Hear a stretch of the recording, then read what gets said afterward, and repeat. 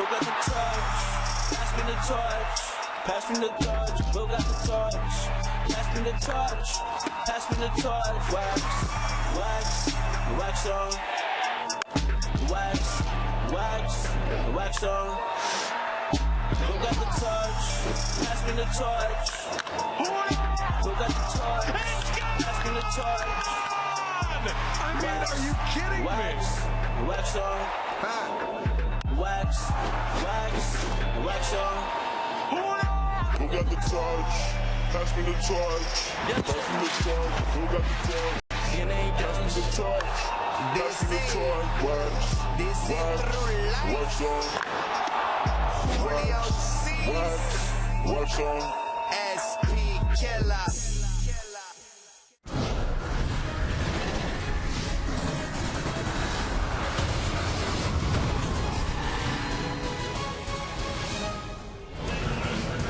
And welcome to Major League Baseball International's special presentation of the 2026 All-Star Game.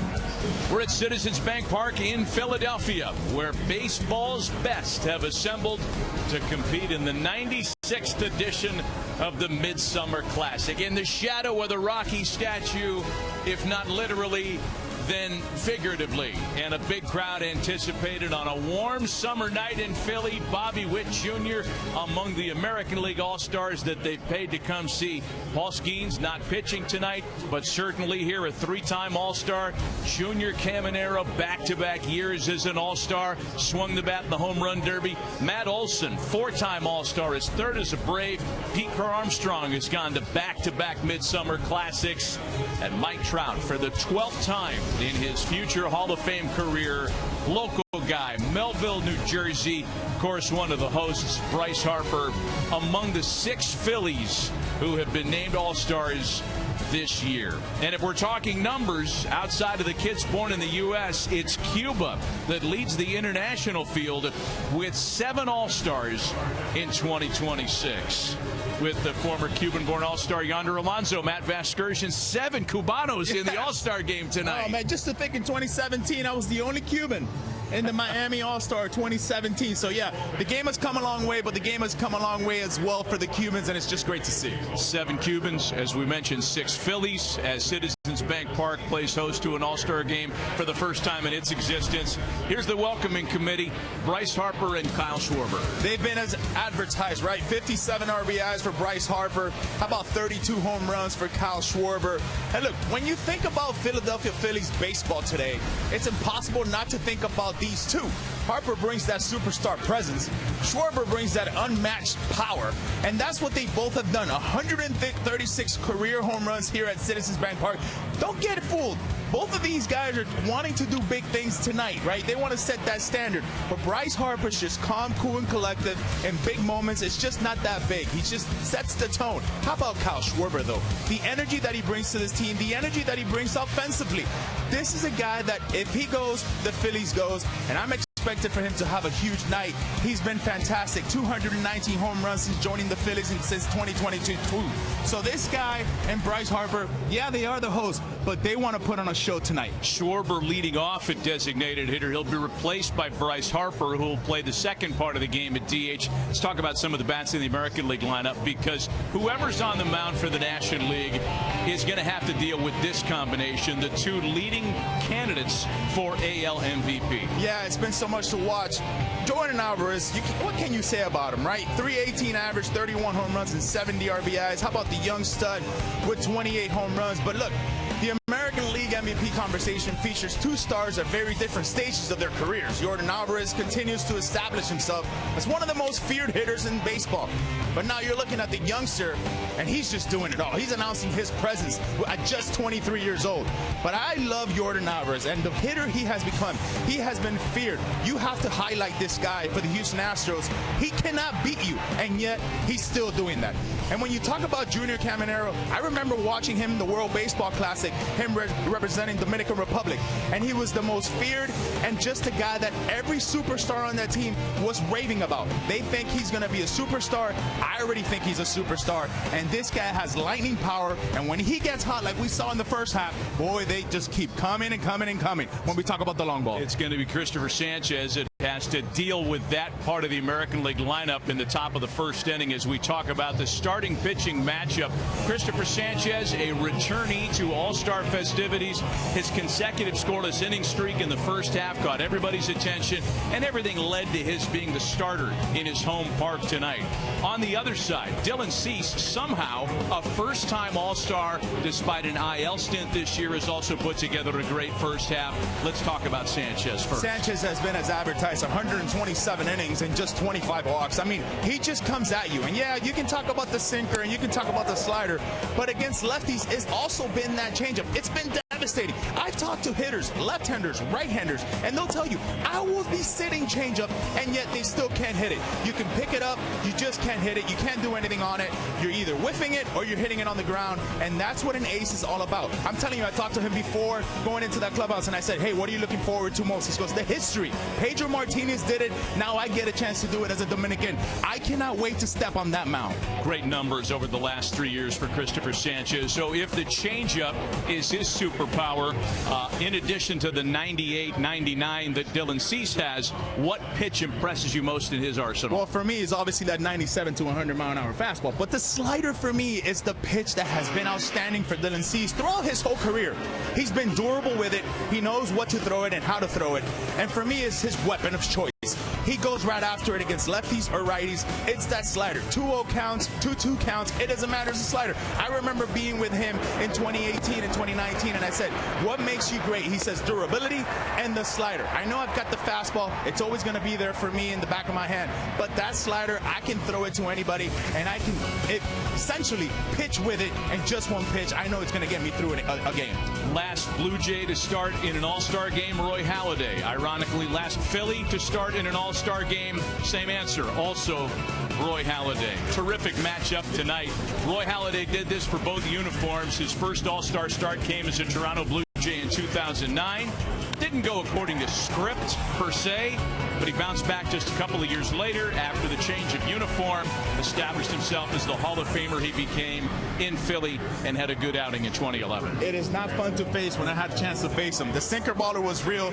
The breaking ball, the cutter was exceptional. His ball would just come at you, and he had this aura. When he got on top of the mound, you knew who you were going against, and you probably knew you weren't going to do much against him. Pretty neat baseball gods connection here tonight with a Blue Jay and a Philly starting in 2026. We'll meet the rest of the starters and the rest of the rosters as our coverage continues from Philadelphia right after this. His whole career, 40,000 eyes, all burning holes through you. Schwarber in the air to center field, heading towards the wall, and dead center. Schwarber is in the All-Star game. That's MVP material. Unbelievable. The Ted Williams MVP winner, Philly superstar Kyle Schwarber, everyone. So last year's Midsummer Classic ended with the first ever swing-off to determine a winner. You and I were both here for it yonder. It was a lot of fun. Kyle Schwarber, 3 swings in the National League, won the All-Star game. This is how it works. If the game is tied after 9 innings, it turns into a swing-off, a home run derby of sorts. 3 participants are chosen from each team. Each player gets 3 swings. You can take as many pitches as you want. Batting order is determined once the participants are made official. Each manager knows who they're going to use if it gets there, by the way. Team with the most home runs wins the All-Star game. And quite a swing off last night as we're talking about this in the home run derby. Yes, last night it was fantastic. Contreras, I thought, for me, wowed myself. The balls he was hitting, 490 feet. That's how far he was hitting them. It was just fantastic, the power that they were displaying. Kyle Schwarber got all the way to the final round. Of course, he had 40,000 plus on his side and had a great last round, but it wasn't good enough to hold back the kid. Jordan Walker just ice water through his veins with the easy right-handed pass. Wins the home run derby, first ever St. Louis Cardinal to win the event. What a night. That's the way it shook down because, Schwarber was the heavy pre-flop favorite. He survived a late push at the end. He survived a late push in round 2. But again, the 11 home runs, not enough, as Jordan Walker won it on his final swing last night. It was so much fun to watch. His family was in attendance. They were all ecstatic for it. But, yeah, it was an awesome home run derby this year. The last time the All-Star game was in Philadelphia, it was not at this ballpark. It was at the Vet, and Jay Buhner was among the Mariners who swung the bat big. Mark McGwire at the peak of his powers, still in Oakland A. Cal Ripken Jr. was there, treating Philly fans at the Vet. Barry Bonds was awfully hard to hold back in those days. You know what I remember from this is after the home run derby was done, I would tell my dad, all right, come throw me some balls in the backyard. I want to imitate every single player I saw at the home run derby. Well, this guy is among the All-Stars today, hoping that there's nothing close to a home run derby here on All-Star Game Day. Dylan Cease taking the ball for John Schneider, his manager, and a guy who's in his first year in Toronto certainly is not disappointed, and despite a list of AL stint that's been great this year. He will not have to deal to Shohei Ohtani, who with all the kind of accolades and resume builders, all the MVP awards, the first evers, all kinds of bold ink, is not in action here today. Yes, he was named an All-Star. Yes, he was the leading vote getter in the field. But he had a knee procedure, had it drained on Sunday, and decided that for the betterment of the Dodgers and for him personally, he will not play tonight. Yeah, 9 first-inning home runs. I mean, this guy can do it all. And this year, he's made a presence with the pitching, right? He's talked about wanting to win the Cy Young. It's a shame he's not going to be here, as obviously we saw this Sunday with the procedure that he had. But he's been fantastic to a 1.79 ERA. The home runs are there. I'm just glad he's healthy throughout the season. We're going to miss him at the All-Star game, but no question about it. For me, I think we just don't talk enough about him. He is the best player to wear a baseball uniform. And en route to joining these stars from other sports as a 5-time most valuable player. 3 of them in the NBA. Kareem, MJ, Bill Russell. Peyton Manning, the only member of the club in the NFL. And there's little doubt in anybody's mind that Shohei is getting closer and closer to Barry Bonds' major league record of 7 en route to his 5th this year. You know what's the craziest part about this is all those guys we've shown there, they're all retired. We're living present. I mean, we are watching this guy every single day, so we're just fortunate to be in this era because we're watching the best. Well, there's a National League star who is not here today despite being voted in, and the same can be said of an American League star and another guy who has won multiple MVP awards.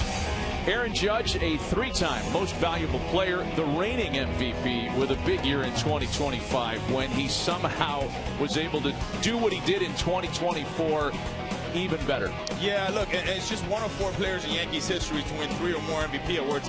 This guy was on his way to be here in the All-Star game. It's a shame that he had a broken rib, but you know, it's the presence of the Yankees. The health of the Yankees is more important. I'm sure he'll be back, and when he's back, he's going to be doing these types of things, right? Hitting the long ball, 17 home runs already in 59 games, 38 RBIs as well. He is the heartbeat. As much as Ben Rice has been doing the stuff he's been doing offensively for the Yankees, I don't care. Aaron Judge is the guy. He hasn't played since May 31st. Wow, can you imagine where they would be if we had a healthy Aaron Judge right now with this Yankees team and that pitching? We kind of know where they are because they're a sub-500 team without him. Their batting average has taken a nosedive. They're scoring 1 fewer run per game. Still homering at the same rate, which I find interesting. OPS is down. Strikeouts per game is up. And this is what happens, to your point, when you lose the best player on your roster.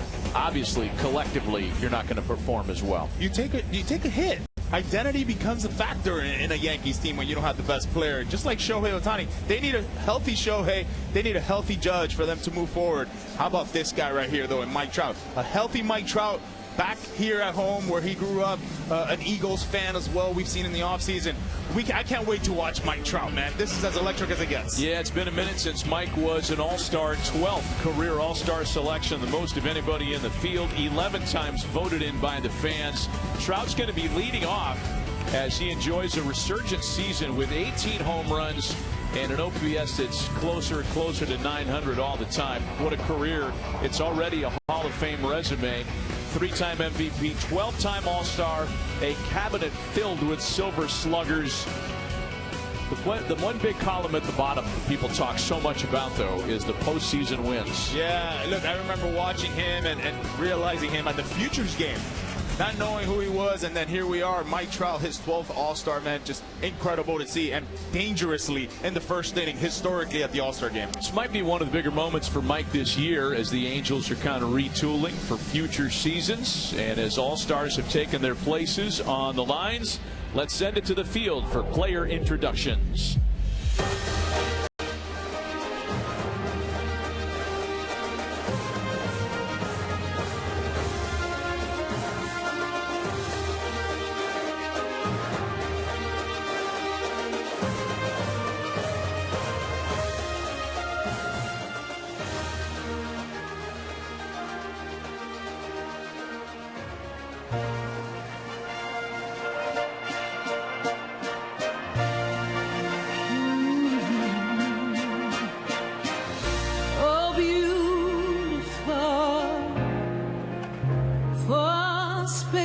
Sky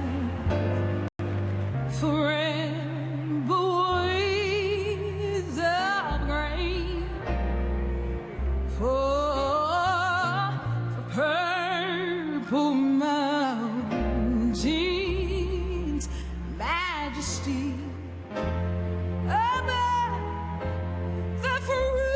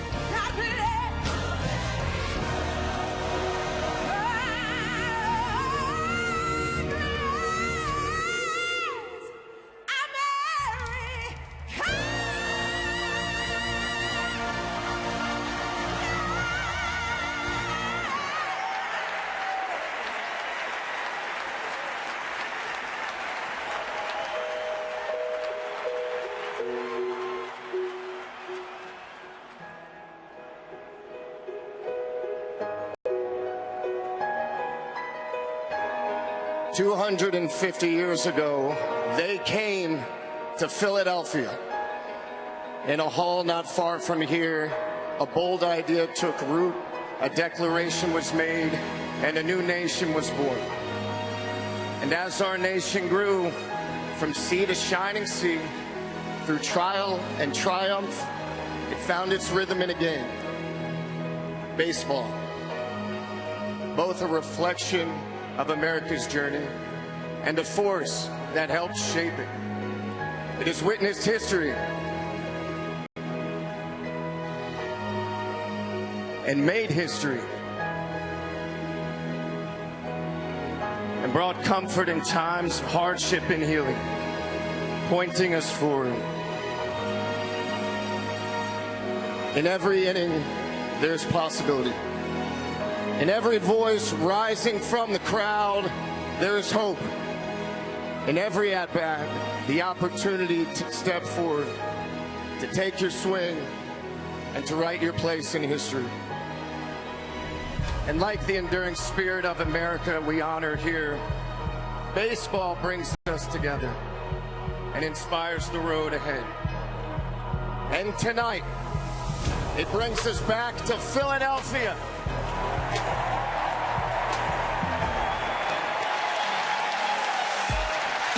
As baseball's brightest stars take the field for the Major League Baseball All-Star Game.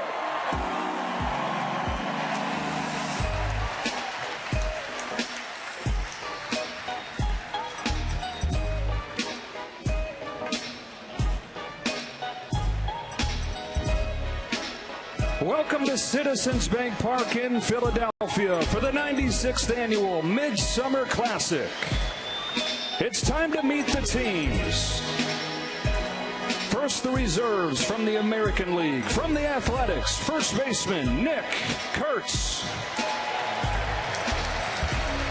From the Baltimore Orioles, catcher Adley Rutschman. From the Boston Red Sox, outfielder Cedar Rafaela. First baseman Wilson Contreras. And pitcher Aroldis Chapman. From the Chicago White Sox, first baseman Munetaka Murakami.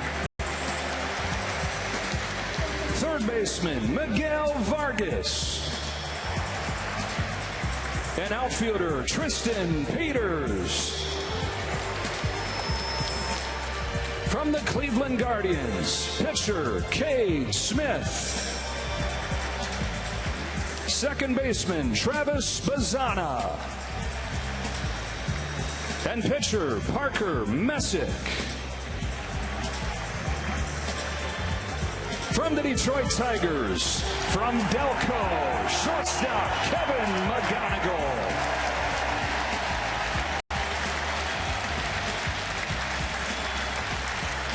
Catcher Dylan Dingler.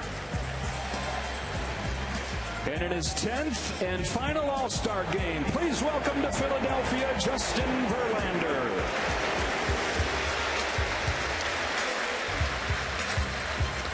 From the Kansas City Royals, pitcher Michael Wacha.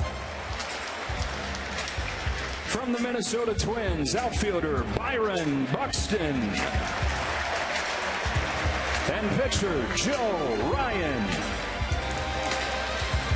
From the New York Yankees, pitcher Cam Schrettler. From the Seattle Mariners, outfielder Randy Arozarena. From the Tampa Bay Rays, designated hitter Yandy Diaz. Pitcher Nick Martinez. Pitcher Brian Baker. And pitcher Drew Rasmussen. From the Texas Rangers, pitcher Jacob Latz. And from the Toronto Blue Jays, pitcher Lewis Varland. The honorary coach for the American League is the manager of the Twins, Derek Shelton.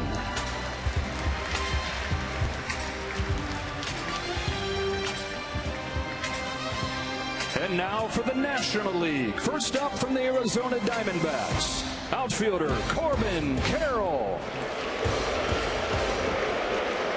Pitcher Eduardo Rodriguez. From the Atlanta Braves, pitcher Raisel Iglesias. First baseman Matt Olson.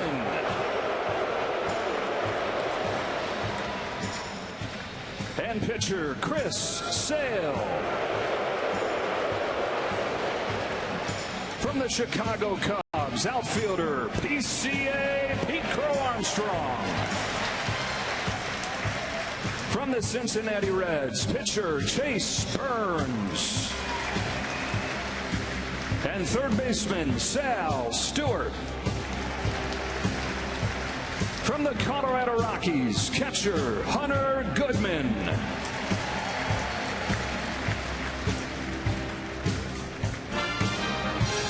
From the Los Angeles Dodgers, pitcher Yoshinobu Yamamoto. And pitcher Justin Robleski. From the Miami Marlins, shortstop Otto Lopez. And pitcher Max Meyer. From the Milwaukee Brewers, catcher William Contreras. And the Miz, Jacob Mizorowski.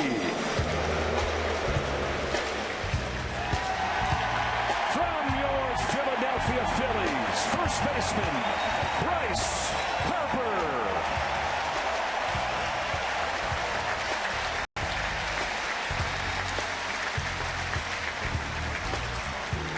Pitcher, Jesus Luzardo.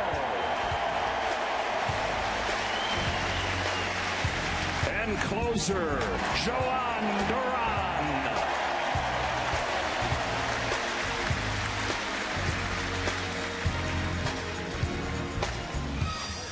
Now from the Pittsburgh Pirates, pitcher, Paul Skeens. And pitcher, Braxton Ashcraft. From the San Diego Padres, pitcher, Mason Miller. From the San Francisco Giants, second baseman, Luis Arraez. And pitcher, Logan Webb. From the St. Louis Cardinals, you know him from last night. He put on a show. It's Jordan Walker.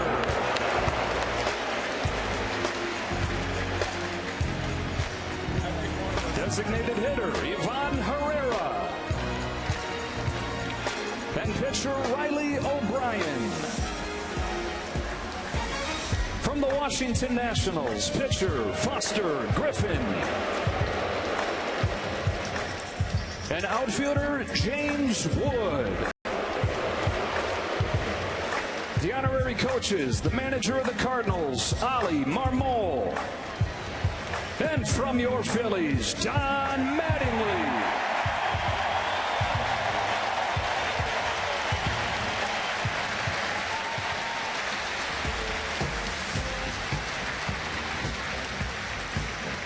All right, Philly, who's ready for the starting lineups? First for the American League, as announced by the manager of the reigning American League champion Blue Jays. Please welcome John Schneider.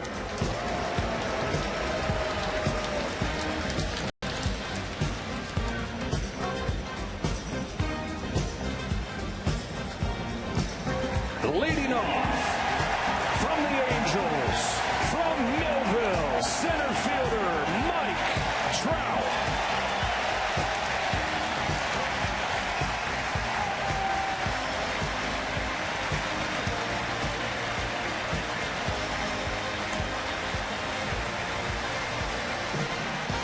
Batting second from the Houston Astros, the designated hitter, Yordan Alvarez.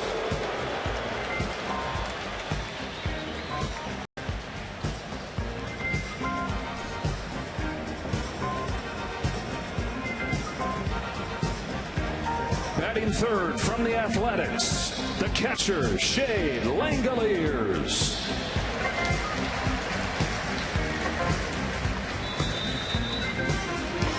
The cleanup man from the Tampa Bay Rays at third base, Junior Caminero.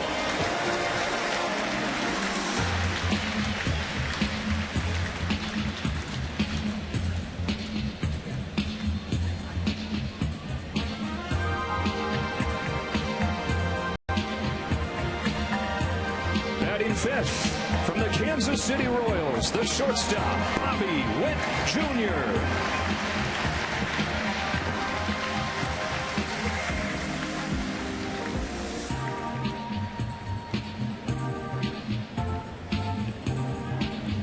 Batting sixth from the New York Yankees, in right field, Cody Bellinger.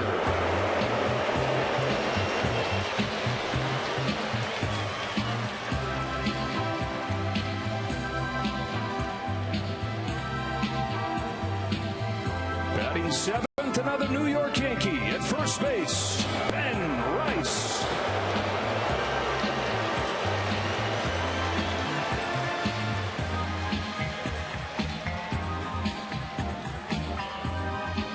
Batting eighth from the Detroit Tigers, in left field, Riley Green.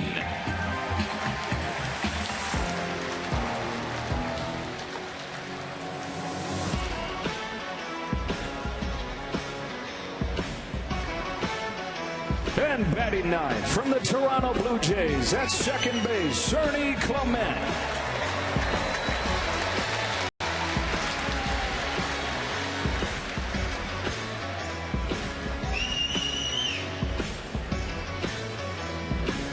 the starting pitcher for the American League, and from the Toronto Blue Jays, it's Dylan Cease.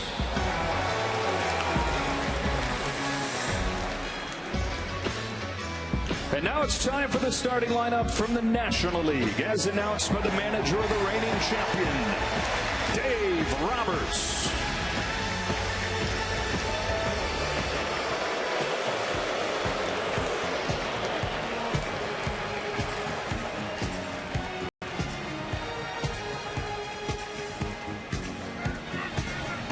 All right, Philly leading off.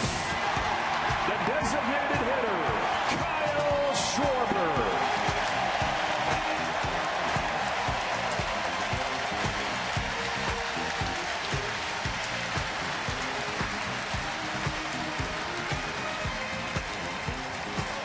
Keep the cheers coming for the two-hitter from the New York Mets. In left field, it's Juan Soto.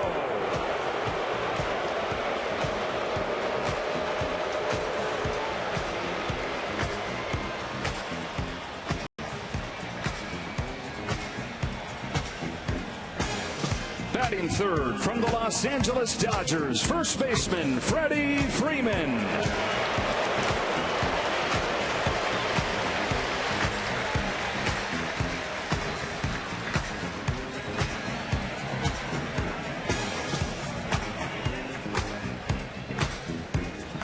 Batting fourth from the Washington Nationals, at shortstop, C.J. Abrams.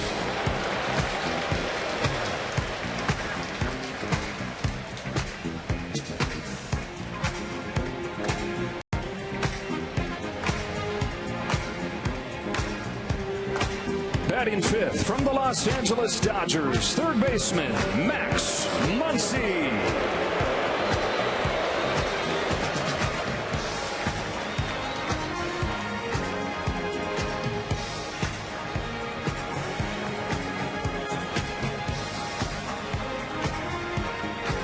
Batting sixth from the Atlanta Braves, at second base, Ozzie Albies.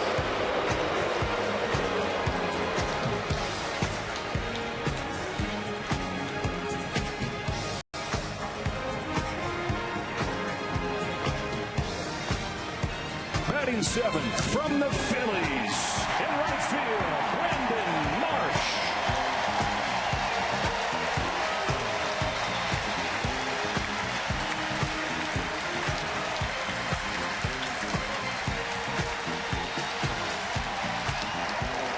Batting eighth from the Los Angeles Dodgers, in center field, Andy Pages.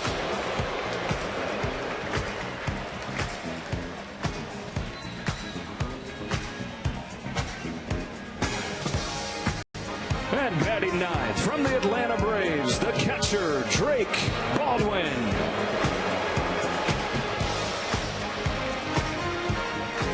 And we've got one more special guy for Philadelphia, the starting pitcher for the National League, Christopher Sanchez.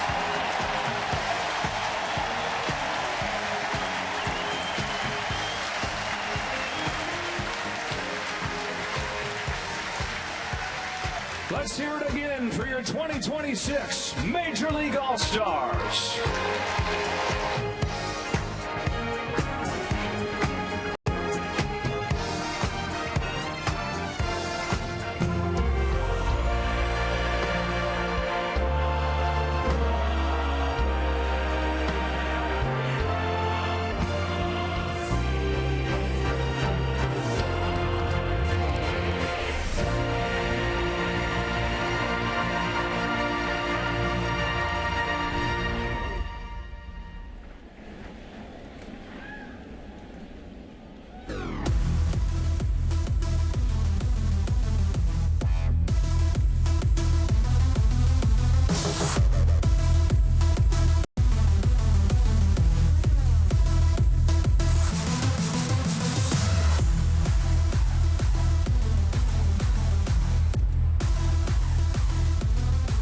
As we celebrate our country's 250th anniversary and baseball's special place in the American story, we also celebrate the game's growth and impact around the world. Baseball was born in America, but it's now truly a global game. Now, please rise if you're able and remove your caps for the performance of this evening's national anthems. Here to perform "O Canada," please welcome Canadian singer-songwriter Alexander Stewart.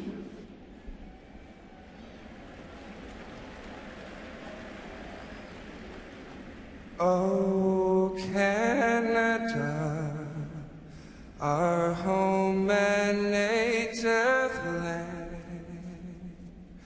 true patriot love, and all of us command.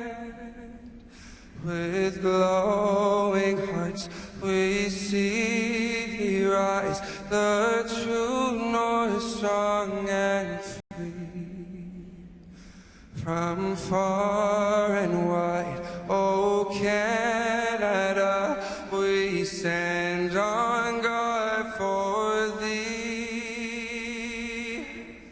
God, keep our land glorious and free.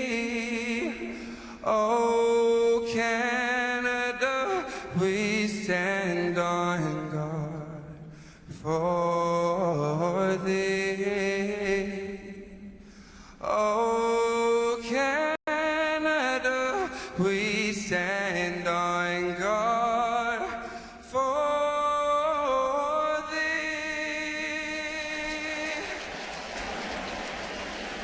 As first pitch draws closer, and as we celebrate America's 250th birthday on this all-star stage, we also recognize a group of young leaders who represent the future of America. Please join us in welcoming the MasterCard Kids for Tech.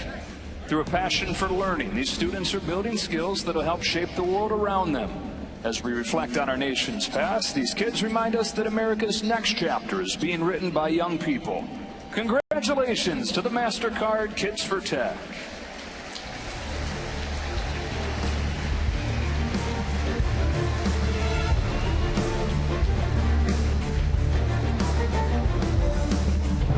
Now please stand if you're able and remove your caps as we welcome a special group to present this evening's colors from the Military District of Washington, the Joint Armed Forces Color Guard, and drummers from the West Point Band.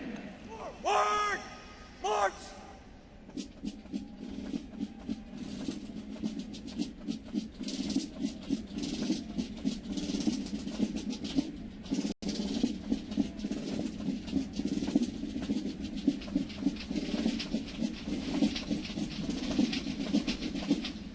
Arms! Arms! Colors! Reset! Arms!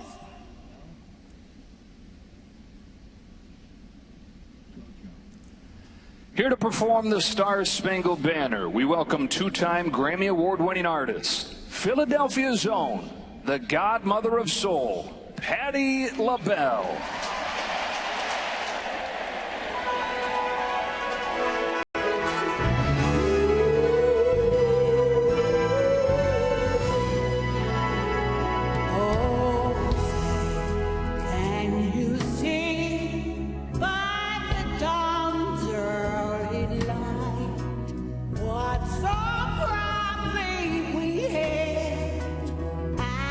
Twilight's last gleaming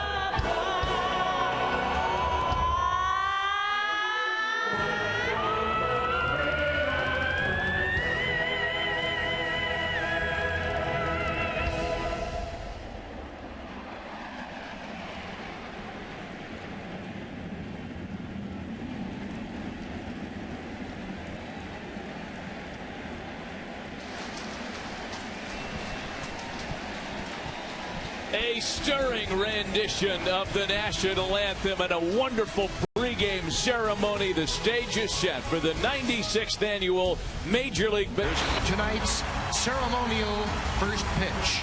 Goodbye. Absolutely crushed. There's the third National League run from Henry Rodriguez.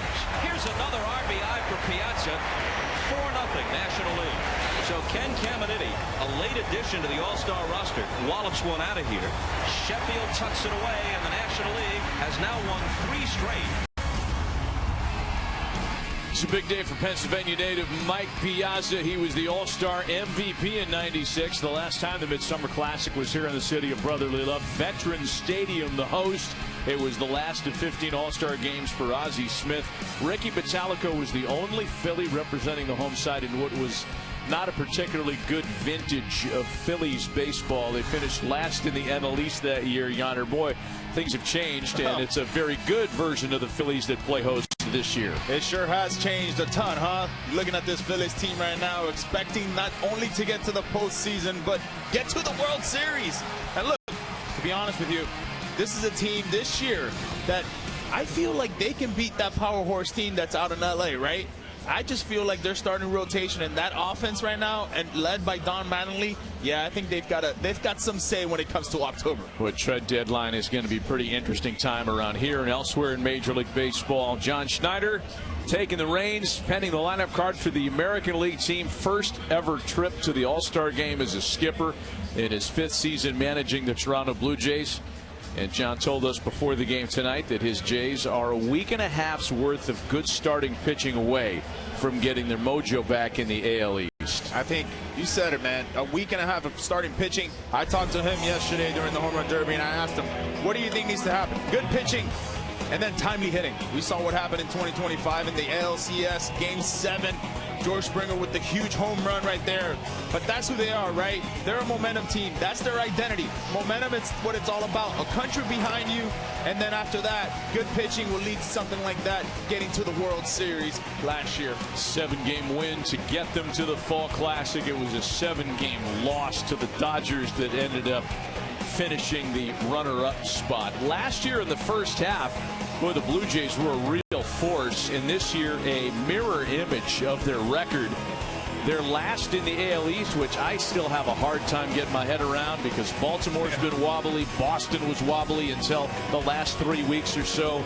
Maybe better things are in store for John Schneider and the Jays. The whole American League has been pretty much a disaster, right? They're only 2.5 games out.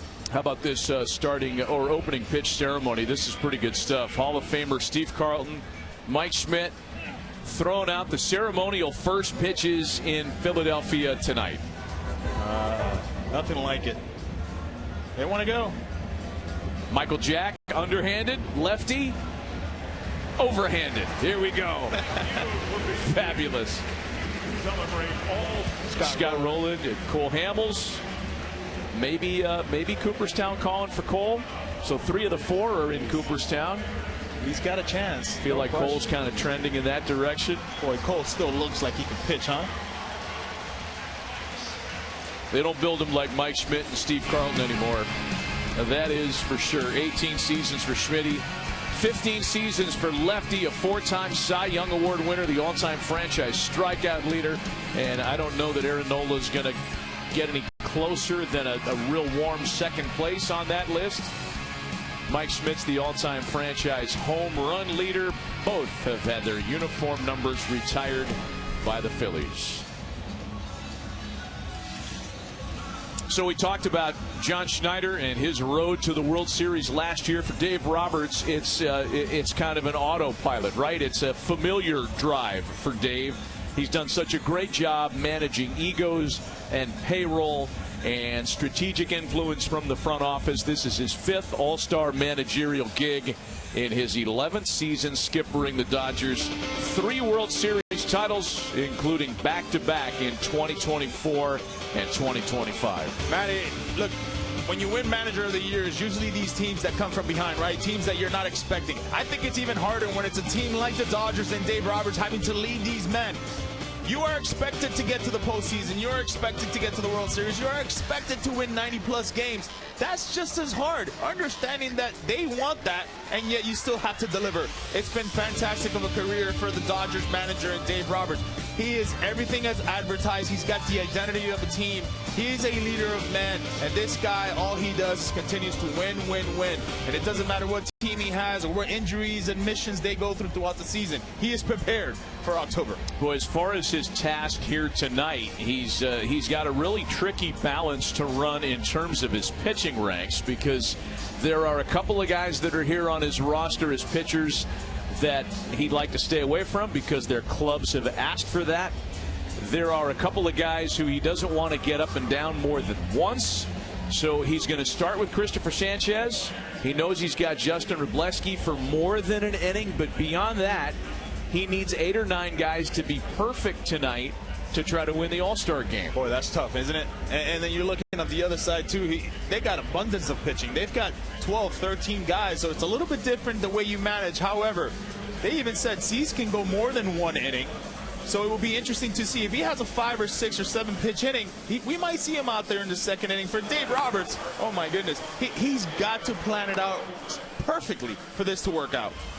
6-man umpiring crew, including an umpire who's assigned to the replay desk back in New York City. Alan Porter is the crew chief. He is in his second All-Star game assignment, as is Chris Conroy. But the rest of the umpires, 4 of the 6, are here at an All-Star game for the first time, Yonder. Yeah, that's great to see. Look, the game is evolving. The game is changing. We're seeing more young umpires. And, by the way, great young umpires as well. Obviously, with the ABS system and everything that's going on, they are very aware of this new metrics of the game right now. Alan Porter is a Philly area native, so really special day for him. He had his kids over at the Fan Fest Village today. He really took in the whole atmosphere.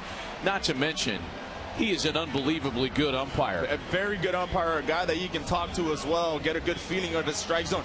I've always felt like he's very neutral, right? He's not going to be so hitterish or so more on the pitching side. He'll be neutral. He'll be ready to go. I'm excited for him. You know, he had the plate last year for that epic 6-hour, 17-inning game between the Tigers and the Mariners in the division series, and I think he might have missed 3 pitches. Wow. Just an unbelievable effort. We've got some, I think these are invited guests, wouldn't you? I would imagine these guys are not coming in unsanctioned. This is rehearsed. And dropping from the skies to help mark the 250th anniversary of the United States. So while these parachuters parachute, suppose you want some All-Star game history. The American League leads the all-time series, and the American League has won 10 of the last 12. There was a little run in the 70s and 80s where the NL was dominant. Well, that's been completely reversed because the AL has won 30 of the last 40. They didn't start doing a most valuable player until 1962, and that went to Maury Wills of the Dodgers that year. As we mentioned, this is the 5th time the city of Philadelphia has played host, and the first time here at Citizens Bank Park. I mean, you're looking at the numbers right now, right? 77 selections, including obviously the injuries and replacements, but 36 players selected to each event for the first time. A lot of rookies as well. I'm excited to see Christopher Sanchez. We saw Pedro Martinez starting off a game in Boston as well at his hometown, and he was electric. I mean, he was fantastic as it gets. Christopher Sanchez, I talked to him during the clubhouse, and I asked him, how do you feel? He says, oh, I can't wait. I'm going to be the second Dominican once again to start a game in your hometown. I'm going to be lights out. All-Stars are making their way back in from their warm-ups. The parachuting is done. The bunting is being rolled up. Umpires have taken their ceremonial photographs. Lineup cards have been exchanged. And we are getting closer to baseball here at the 96th annual Major League Baseball All-Star Game. So for Dylan Cease, the history of Toronto Blue Jays starting in an All-Star game is, I guess, rather brief. It's intimate group. He is the 4th Blue Jay to get the ball to start an All-Star game. We mentioned earlier that the most recent Blue Jay is also the most recent Philly, and that's the late, great Hall of Famer Roy Halladay. So you know Dylan a little bit. I don't think the honor is lost on him to represent Toronto, to represent Canada, and represent the organization. Yeah, no question about it. When I talk to him, I feel like he's the most interesting man in baseball, right? This guy just loves pitching, loves to compete. Look, 98 and a third innings, 148 strikeouts to a 2.56 ERA. It feels like it's interesting. This is the first All-Star that he's had. It feels like he should have been All-Star many, many times before in the past. But this is a guy that's going to be electric, throwing 100 miles an hour with that slider. I can't wait to watch this. Yeah, I had to triple check it as we were getting ready for this, and you're pretty familiar with guys who've been here before. And I'm like, wait a minute, Dylan Cease never an All-Star? Here's some of the new guys talking to the old guy. Justin Verlander in his 10th and final, having announced his retirement at the end of this year, visiting with Kevin McGonigal. And Nick Kurtz is there, some of the first-time All-Stars representing the American League side. What are the chances JV gets in the game tonight? 0. Yeah. I don't think so. I was afraid you were going to say that. If you're seeing Verlander right there hanging out with his phone, yeah, he 0 chance. This guy will. This guy's batting second. A very comfortable spot for Juan Soto. But let's get you to the American League starting lineup for John Schneider. Here's how the visitors align again. The AL has won 10 of the last 12 All-Star matchups. Mike Trout, in his 12th All-Star season, the 3-time MVP and Millville, New Jersey native, will lead things off. Yordan Alvarez, he is the leader for American MVP honors this year, a 4-time All-Star. Shea Langoliers is here for the first time. Junior Caminero and Bobby Witt bat 4 and 5. Cody Bellinger, an All-Star for the first time since 2019, his 3rd honor this season. Ben Rice is here for the first time. Riley Green, and another first-time All-Star, Toronto's Ernie Clement. As we mentioned, it's the 29-year-old Phillies ace Christopher Sanchez on the mound for the National League. 20 starts for the left-hander, 11-4 with a 2.62 ERA. He is extremely excited. One thing we're going to see is a lot of ground balls. The sinker changeup combo, that's what he's going to feature. I'm very intrigued how he goes after it with Mike Trout. Mike Trout loves the ball down in the zone. Christopher Sanchez loves to throw the ball down in the zone. This is going to be an epic battle. And, of course, we're going to see this at the All-Star game. Why not? And, of course, nobody's trying to play the game to manufacture runs in the first inning of an All-Star game. Mike's going to be looking to go yard here. He's been an All-Star MVP twice, won it in back-to-back years. And Trout will lead things off, followed by Alvarez and Langoliers. A little bit more on Sanchez as well. He is the 4th ever pitcher to make a 14th ever pitcher, I beg your pardon, to make an All-Star start at home. 6th Philly to start an All-Star game, and one of a number of natives of the Dominican Republic who have started on the mound as an All-Star.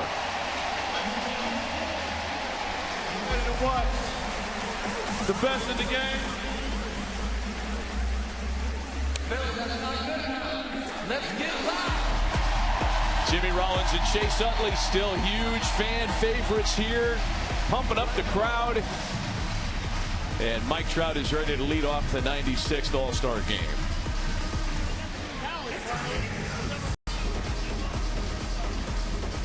Mike's parents are here.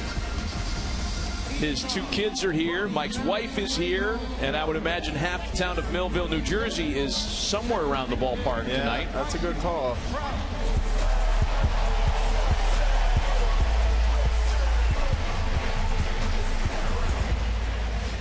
It's the 3rd time that Mike has led off in an All-Star lineup.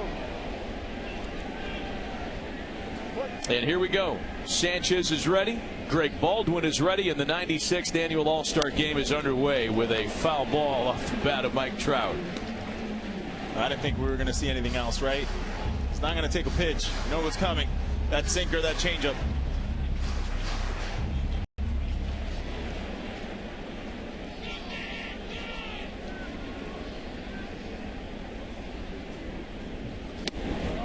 And Trout takes a fastball upstairs, a ball and a strike. Mike's nitro zone, as Yonder mentions, has always been around the knees. One of the best low ball hitters of his generation.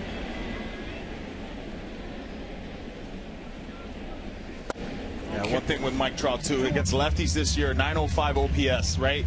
Tells me he's doing a lot of damage. Not only just getting on base, but he's slugging. There have been 10 players to hit as many as 3 homers in an all-star game. Counts 2-2 to Trout. Mike's hit a pair.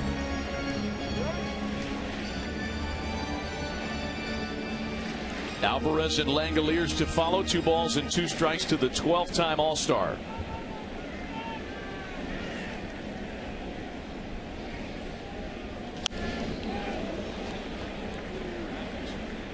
He's just so good. I mean, just being able to just foul that pitch off right there. For a guy in Sanchez who doesn't throw all that many breaking balls, a lot more fastballs and changeup. Mentioned Trout's back-to-back All-Star MVP awards. He's the only player to ever do that, and a strikeout victim to start the night tonight. Well, he had his chance, right? He got some pitches to hit. He fouled them off, and what does he come with in Sanchez? That changeup. Nasty changeup. I mean, you can essentially wait for it. You still just won't hit it. That's how good an elite it's been. I think we should explain for our international viewership, Yonder, that you're going to hear a lot of boos tonight. We've already heard them a lot. Essentially, every non-Philly or everybody not from the area, and that's like Trout and McGonigal, they're local guys, is going to get booed tonight. Or everybody that's had history against the Phillies in the postseason, like this guy right here, Jordan Alvarez, winning a World Series, hitting that big home run against Alvarado. I mean, if you're Met, you're going to get booed tonight. If you're Brave, you're going to get booed tonight. Doesn't matter what the result of your plate appearance is. It's just kind of how they do things here. Counts a ball and a strike on Jordan Alvarez. Major League Baseball's leader in OPS, slug, and total bases, and chalk him up with 1 total base on a single up the middle here in the first. What else is new, right? It's second in batting average, first in home runs, first in RBIs. But let's take a look at his arsenal and Christopher Sanchez. We know about that sinker down in the zone. He throws it about 43% of the time. That changeup slider combo off that sinker. That's what he's going to go through. Simplifying approach for a pitcher. The problem is, as a hitter, trying to hit all that movement. It is nasty. 1 on, 1 out for A's catcher Shea Langoliers. Langoliers here by virtue of a really big first half of the season. 31 homers last year, sitting on 21 already this season, and an OPS over 800. He's also a guy that loves facing lefties. This year he's got an OPS over 1,000. I mean, he crushes fastballs in the top of the zone. For a guy who's not considered as a catcher a big body frame, this guy's got a lot of juice. Alvarez off first. 1 gone to start the ball game. 2-0 pitch to Langoliers, misses inside. 3 balls and no strikes now. He got off to an incredible hot start. I mean, March and April he was hitting close to 330. 8 home runs. I mean, one of the premier offensive catchers in the game. First A's catcher to start in an all-star game since Terry Steinbach in the late 80s, and Sanchez loses Langoliers on a 4-pitch walk. So first and second with 1 away, and a chance for Junior Caminero, who is an all-star returnee. Back-to-back all-star appearances, back-to-back appearances in the home run derby. Though the early exit yesterday was something that nobody thought was coming. Boy, he was one of the heavy favorites last night. One of the fastest hands and bat speeds in the game of baseball.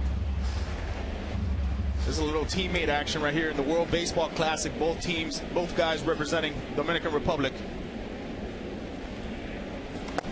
Junior's bat speed, 80 miles an hour, 79.9 miles an hour, his average swing speed, and that is the fastest in the league. How about his June, huh? 10 home runs, 24 RBIs. He went on a hot streak. Became the youngest player in Major League history to homer in 6 straight games. I talked to him in the clubhouse earlier today, and I asked him, what gets you going? He says, it's not so much pulling the baseball. When I'm staying on pitches and hitting them to right center, that's when I know I'm locked in. That's when I know I'm hitting mistakes to the pull side. But my approach is center, right center. 2 balls and a strike with 2 runners aboard. Chopper. Sanchez takes his time. He's got the 1 out. Freeman really had to dance to make that happen. Throw was not on target. Good work by Freddie Freeman for out number 2. It's a big frame at first base right there. Gave him a great target. But look at Sanchez. Just very athletic for a lefty.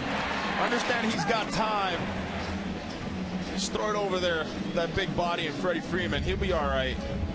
He likes it, huh? Second and third with 2 gone now. 4-8 now. 3-time All-Star Kansas City's Bobby Witt Jr. Witt gets into the break with 30 stolen bases this year. That is a big part of his game, that power speed package. In fact, he's the only player in Major League history to begin his career with 5 straight seasons of 10 or more homers, 25 or more stolen bases. He's on pace for 54 stolen bases this year. And way off of that changeup. 0-2.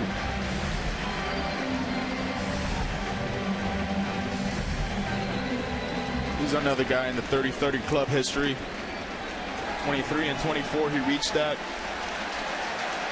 Sanchez trying to pitch out of a tight spot to start the ball game. It's a ball and 2 strikes on Witt.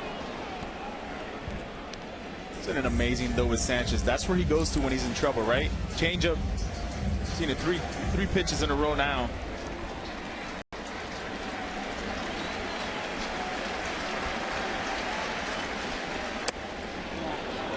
Witt able to hold off on that one. 4 straight changeups. We were told by Dave Roberts before the game that his next in line would be Arizona left-hander Eduardo Rodriguez. And Doc ain't lying.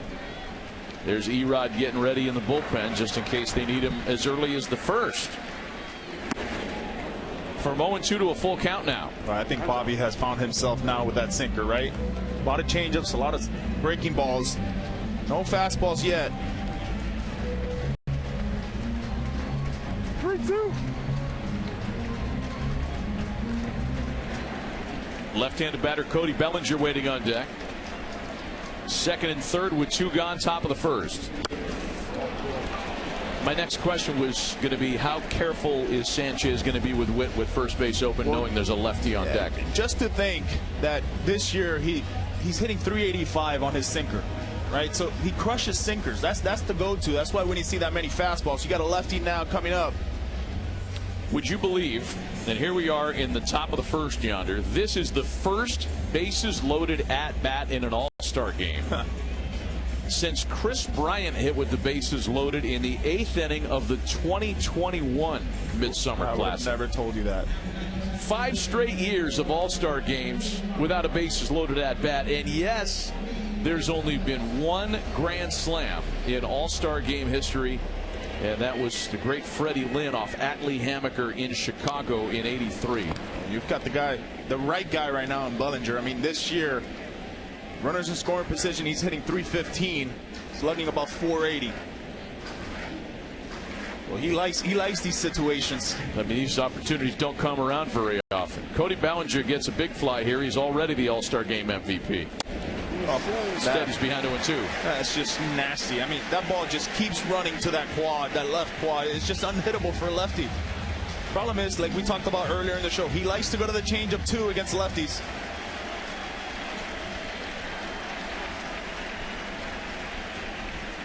.02 pitch.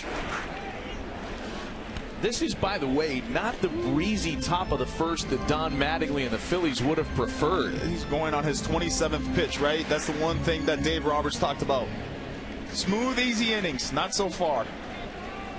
Trying to strand the bases loaded, and it's 2 balls and 2 strikes. Hands up.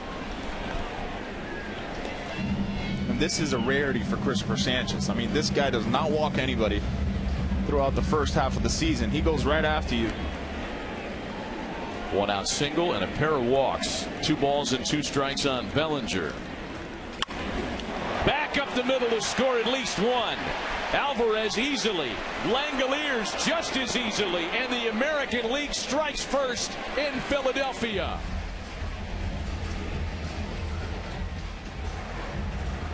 Bellinger's a dangerous hitter, man. He loves these moments. He can just smell blood in the waters. This is Bellinger not trying to do too much. No, the fastball needs to come at some point. Just takes it right up the middle. We talked about with him this year with runners in scoring position and 2 outs. He's slugging about .571. On base percentage of about .385. And here's his teammate in Ben Rice, who's also had a great first half. A strike to Rice, who gets into the break with 29 home runs, already a new career high. Only the 5th Yankee to get to the All-Star break with as many as 29 home runs. Credit him with a run batted in. He'll score Witt on the RBI single. 3 in the first for the American League. It's a guy who's done quite some damage against right-handers, but against lefties too. He's picked it up as of late. Just like Cody Bellinger, though, going right up the middle on that fastball, not trying to do too much. Just a professional at bat. You see that hole, you try to hit that hole. That's just great hand-eye coordination by 2 great hitters. That's got to feel good, right? First inning. Yeah, the Yankee connection. I mean, if you want to quiet the crowd in Philadelphia, any New York logo that has anything good happen to them here in this city will make things pretty quiet. Jets, Giants, Knicks. They've been booing him. He's pretty fired up. He's fired up. And Riley O'Brien is up now in the bullpen for the National League. Eduardo Rodriguez will pitch the second, but Dave Roberts is thinking maybe I'm going to have to go save my starter with 2 out in the first.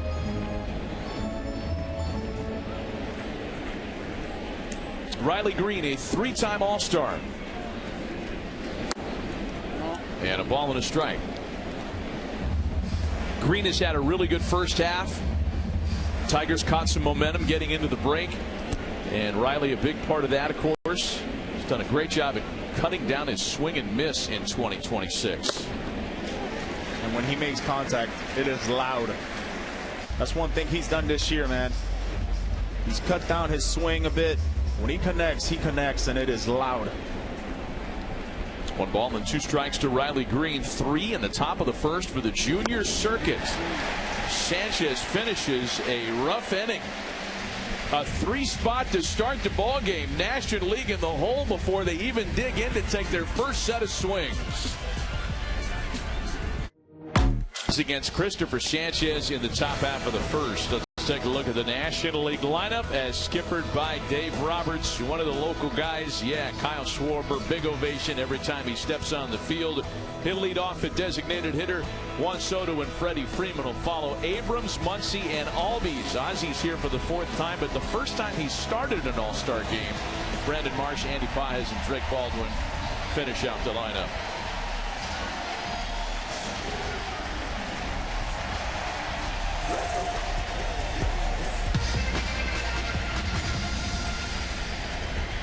I don't know if there's ever been an Indiana import more beloved in the city of Philadelphia than Kyle Schwarber.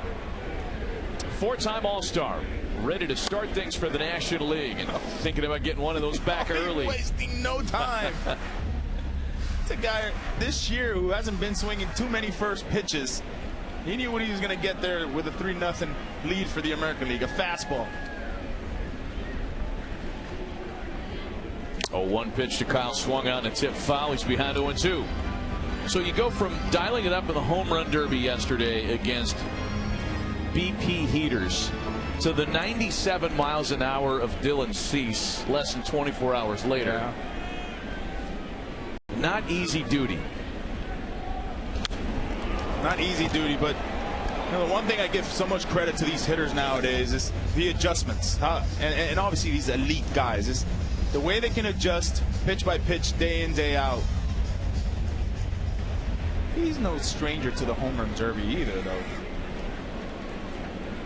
En route to potentially leading the National League in home runs for a 3rd consecutive season. He leads Major League Baseball with 32 at the break. I would say easily the leader of that Phillies clubhouse.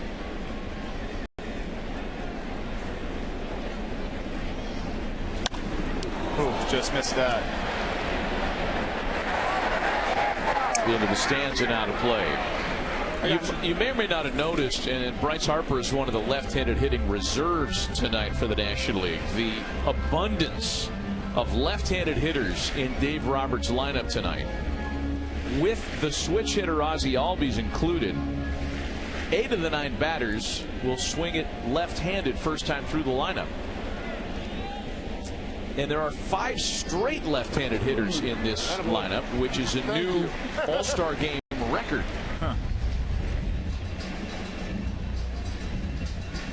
Harper will take over at DH for Schwarber around the midway point of this game tonight. 2 balls and 2 strikes to Schwarber.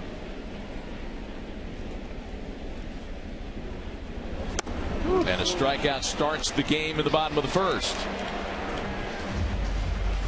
Well, we talked about the 97, 98 miles an hour fastball, but it's also this devastating slider. His last start against the Giants, that slider was on display. Well, first hitter in the All-Star game, yeah, I'll keep that ball too. It's a strikeout. It's been the slider, right? But he's been fantastic. 17 starts, 6-4 with a 2.56. You know what I most love about him is the strikeout rate. I mean, this guy is a true strikeout pitcher. 98 and a third inning, 148 strikeouts. Strikeout total leads the American League this year. Strike 1 to Juan Soto. Soto, the first Met outfielder to get to an All-Star game since Carlos Beltran, first Met outfielder to start an All-Star game since the great Hall of Famer from Puerto Rico. That's what Cease has been doing a lot more, throwing that changeup to lefties. Who's laughing? I think it's Soto that might be laughing. It's a rarity for a changeup. You don't throw that many of them. It was such a good changeup that Juan Soto could only laugh. Is that what you're telling me? Pretty much. I think it might have been Alan Porter, the home plate umpire. He wasn't expecting it. He's a fastball slider guy, but you look at Soto and what he's done against righties this year, though. 17 of his 21 home runs have come against righties. He crushes righties.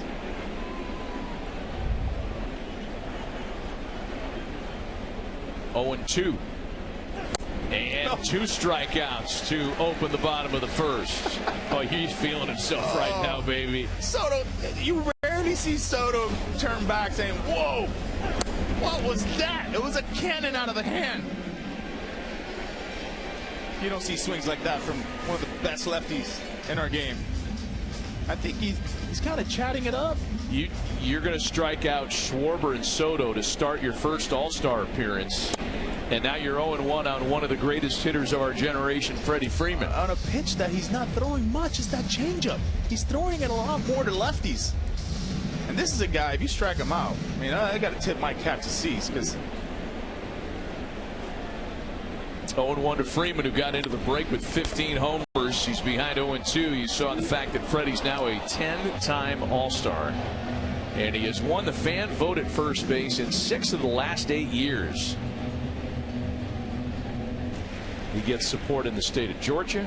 He gets support all over Los Angeles County. And hanging in there, fouling off 97. What amazes me is, you know, you look at his whole career, man. He came up with the same swing. There hasn't been many mechanical changes, many different stance. I mean, this has been Freddie Freeman since he was 18 years old in the Braves organization.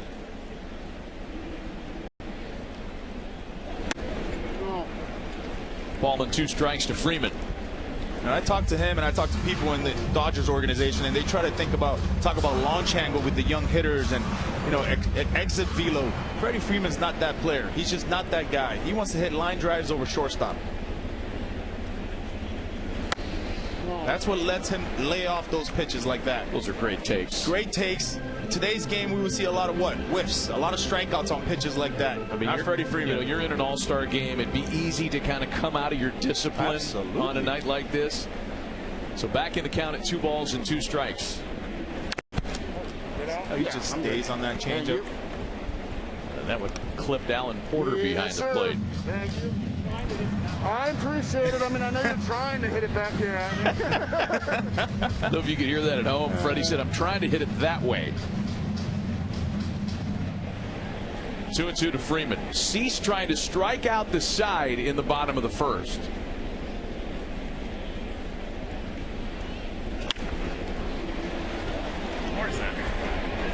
And still with a chance to do that very thing. You know, we should say this too, I guess, Yonder, because velocity in an all-star game has a way of creeping up.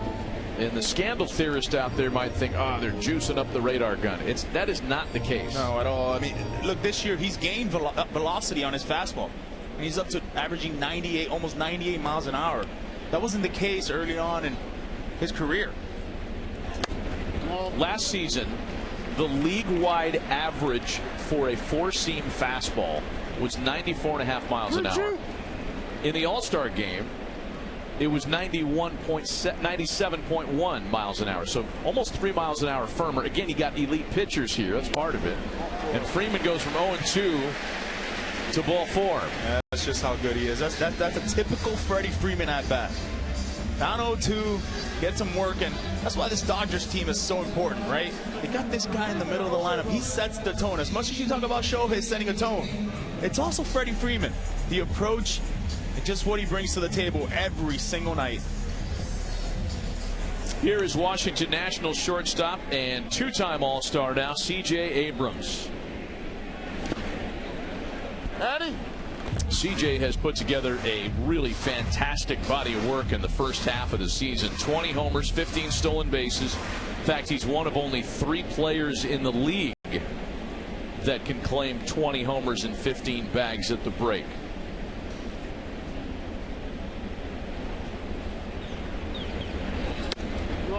One of the premier shortstops in the game. I thought Freddie was going to go there. He was thinking about it. A smile on his face and a really big lead.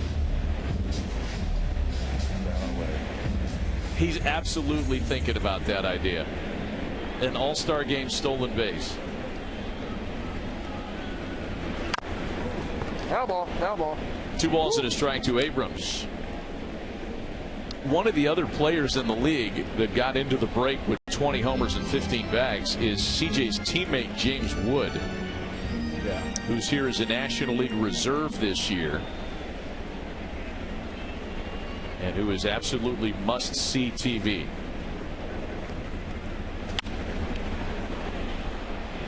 One thing about CJ as a shortstop, I mean, he's leading all shortstops in home runs, right, with 20.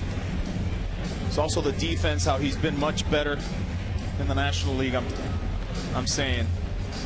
But this is a guy that it doesn't matter with 2 strikes or no strikes. I mean, he is looking to do one thing and one thing only: pull the baseball and hit it in the air. 2 balls and 2 strikes on C.J. Abrams. How about this for the entire Juan Soto Padres Nationals trade of a few years ago? We see Soto, now we see Abrams, got James Wood on the bench, and the Padres have not much to show for those deals. And Cease, with 3 strikeouts in the first, is able to strand a base runner. We're through an inning at the All-Star game.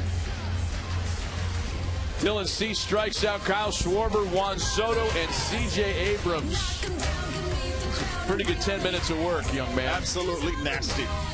Shower up and get out of here. 3-0 American League. Starting an all-star game in his home park, but in this group, I can remember a couple of clunkers here. Roger Clemens was knocked around in 04 when he made the start as an Astro at Minute Maid, and you know, you could make a case that it's okay company to be in because you're here at the All-Star game, but I think Christopher would love to have a do-over on the first inning tonight. He threw 34 pitches, a lot of sinkers, not as many changeups I would have liked to have seen. They ambushed him a bit, these lefties for the Yankees, and I thought command was just fine. It was okay, but when these hitters, you just can't make mistakes. You can't have people on, and traffic will hurt you in a game like this. They're just waiting to have the big moments in these hitters. So into the bullpen goes Dave Roberts as scheduled. It's Arizona left-hander Eduardo Rodriguez, who in his 11th season in the big leagues is an all-star for the very first time. And Ernie Clement on a check swing bouncer is retired for round number 1. Just a wonderful story from Rodriguez. A lot of fastball, changeup, curveball. The curveball has been that pitch that he's thrown a lot more in the first half, but man, you look at what he's done, a 2.29 ERA, that's 6th in the National League ranks. He's got a 4.2 WAR, that's 4th in the National League ranks. It's just an incredible story for being in the World Baseball Classic, having one of his most crucial starts for Team Venezuela, dominated. And here we are now at the All-Star game. Mike Trout started things by striking out against Christopher Sanchez. Another lefty for Mike to try to dig in on here, and it's 1-1 to Trout. Trout has homered in his career against Christopher Sanchez, or against Eduardo Rodriguez, I beg your pardon. 3 for 11 with a homer.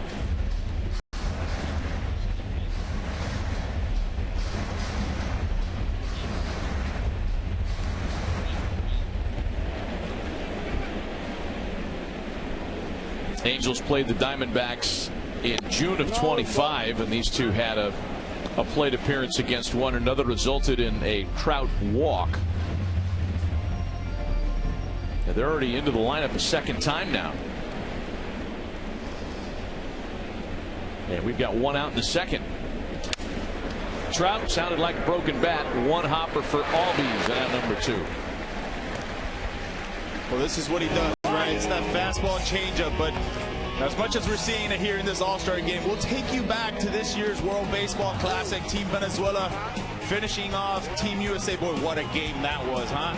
High-ending drama. Eugenio Suarez with the big double, that RBI that led Venezuela to winning their first World Baseball Classic. Just amazing what it meant to that country, what it meant to that players. And this guy right here in Rodriguez had a lot to say in it. He was fantastic. It was a completely different version of Eduardo Rodriguez. I mean, we were all really pleasantly surprised with how good he was. Became real changeup heavy too, and he's going to get through the AL All-Stars 1, 2, 3 on only 7 pitches. Call it 8 here in the second inning tonight. Still 3-0 AL.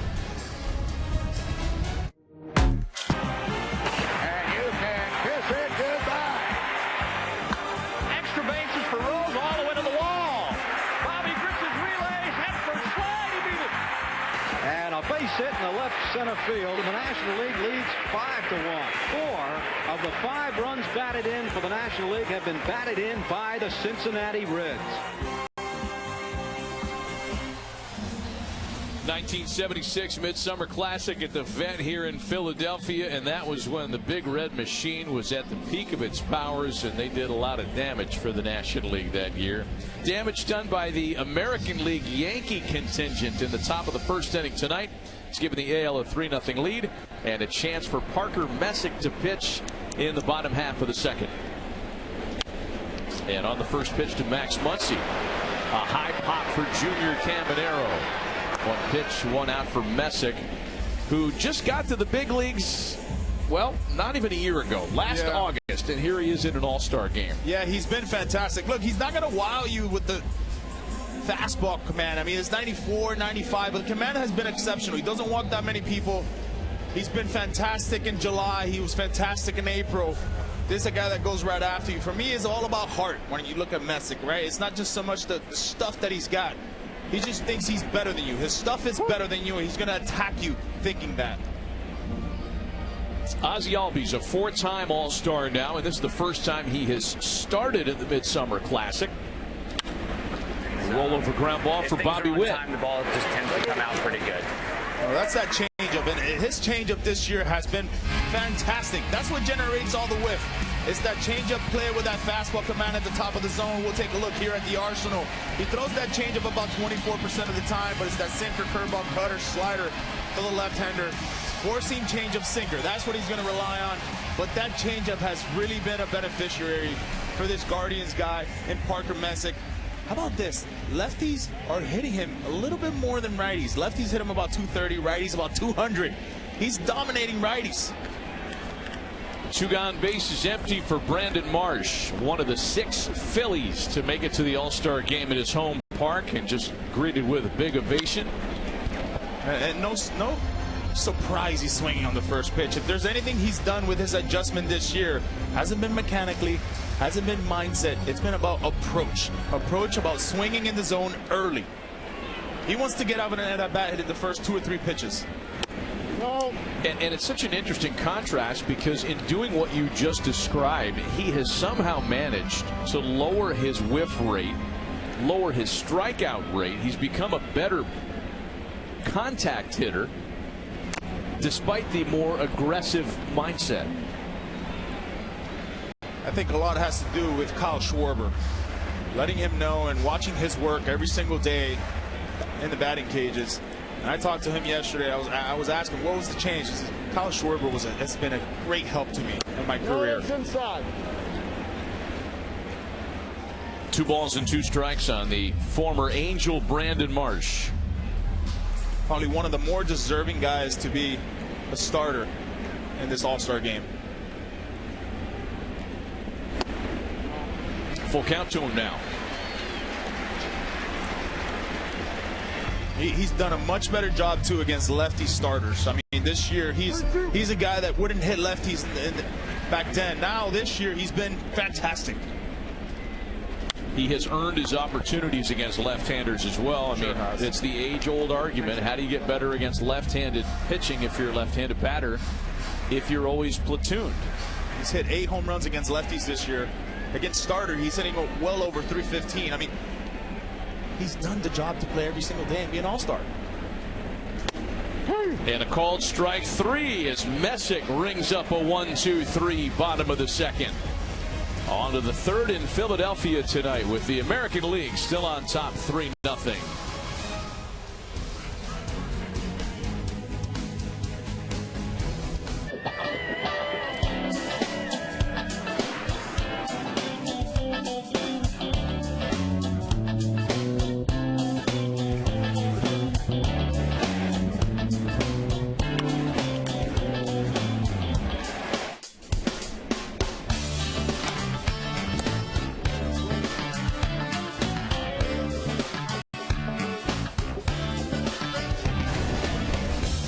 3-0 American League. All the damage coming in the top of the 1st inning against Philly's own Christopher Sanchez. So now the National League will try to contain the AL lineup as best they can with the rest of their bullpen, which includes their new St. Louis closer, Riley O'Brien, a first-time All-Star who showed some flashes, I suppose, over the last few years, but he has turned into a lockdown 9th inning guy in 2026. And I'll tell you why he's been a lockdown. It's been that heavy sinker. We've seen that sinker get driven to right center by Langoliers, but it's that slider as well. I mean, that slider has been devastating against righties, against lefties. This is a guy that, with St. Louis, Olimar Moore loves to go to him, because he's been an absolute weapon. The sinker, sweeper, slider, changeup, that's what he's going to go to. But that sinker, sweeper is high octane. It's that sweeper at 83 miles an hour and that sinker almost touching 100. It's just electric stuff and very hard for a righty or any lefties to hit it in the air. Guy who's a first-time All-Star, but hardly a novice to the craft. He has been doing this a long time, and it's really a feel-good story at the age of 31. A first-time All-Star in 2026. Leadoff hitter aboard now for Junior Caminero, who grounded out in his first at-bat tonight.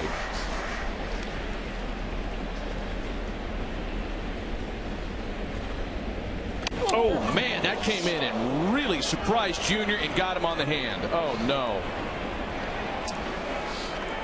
Junior was diving out over the plate, and that came and got him. Oh, man.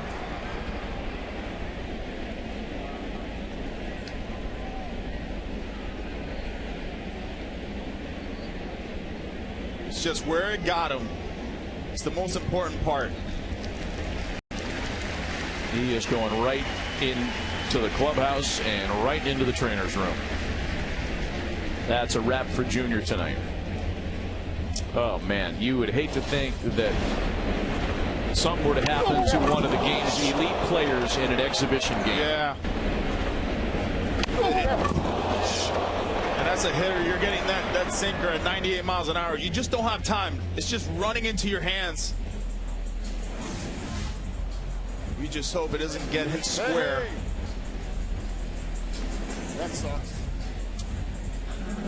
Miguel Vargas is going to run in the place of Junior Caminero and take over at third base tonight for at least the immediate future. And Bobby Witt Jr. will bat with runners at first and second and nobody out. And certainly if we get word on Caminero's status, we'll pass it along to you tonight.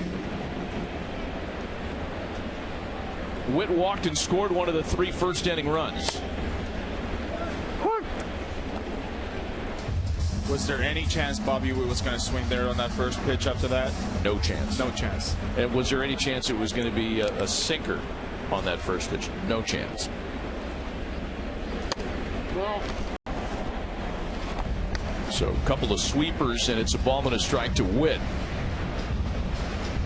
That just makes you hold your breath, right? Yeah. I mean, Junior Caminero is so good for the sport. He is so vital to what the Rays do. There's another sinker that gets away from O'Brien. Yeah, that's usually what happens too, right? You're coming in the 3rd inning. You're usually coming in the 9th. Everything's been wrapping up. You're facing your first All-Star. You want to be as electric. Witt pounds that one in the ground to 3rd. Muncy gets one, throws over to 1st, not in time to double off Bobby. We're holding.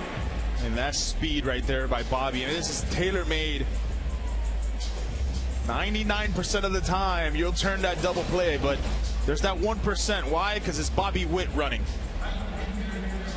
It's closer. Oh, that's close. It's close. They wanted to take another look. We're going to have a review. The National League is challenging the state call at first base. They might be onto something here, Yonder. Yeah. But boy, you talk about this speed. Check this out. It is quiet. It is fast. That's a real-time replay. We'll slow it down for you. And he's out. I think he's out. Man, I couldn't be any closer, though. I'll tell you that much.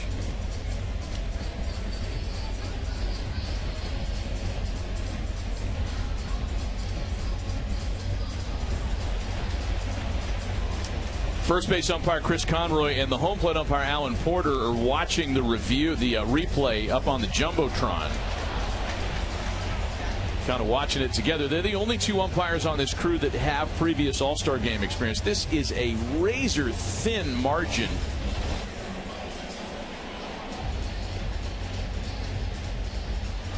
I think he's out.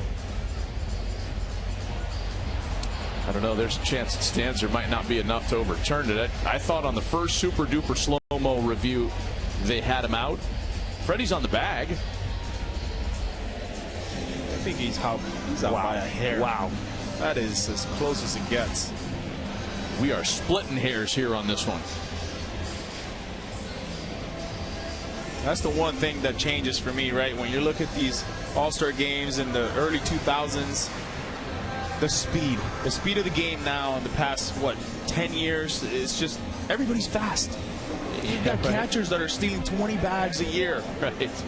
You got corner guys that are stealing 40, 50 bags a year. There are no base cloggers left no, in at an All-Star all. game. You're right about that.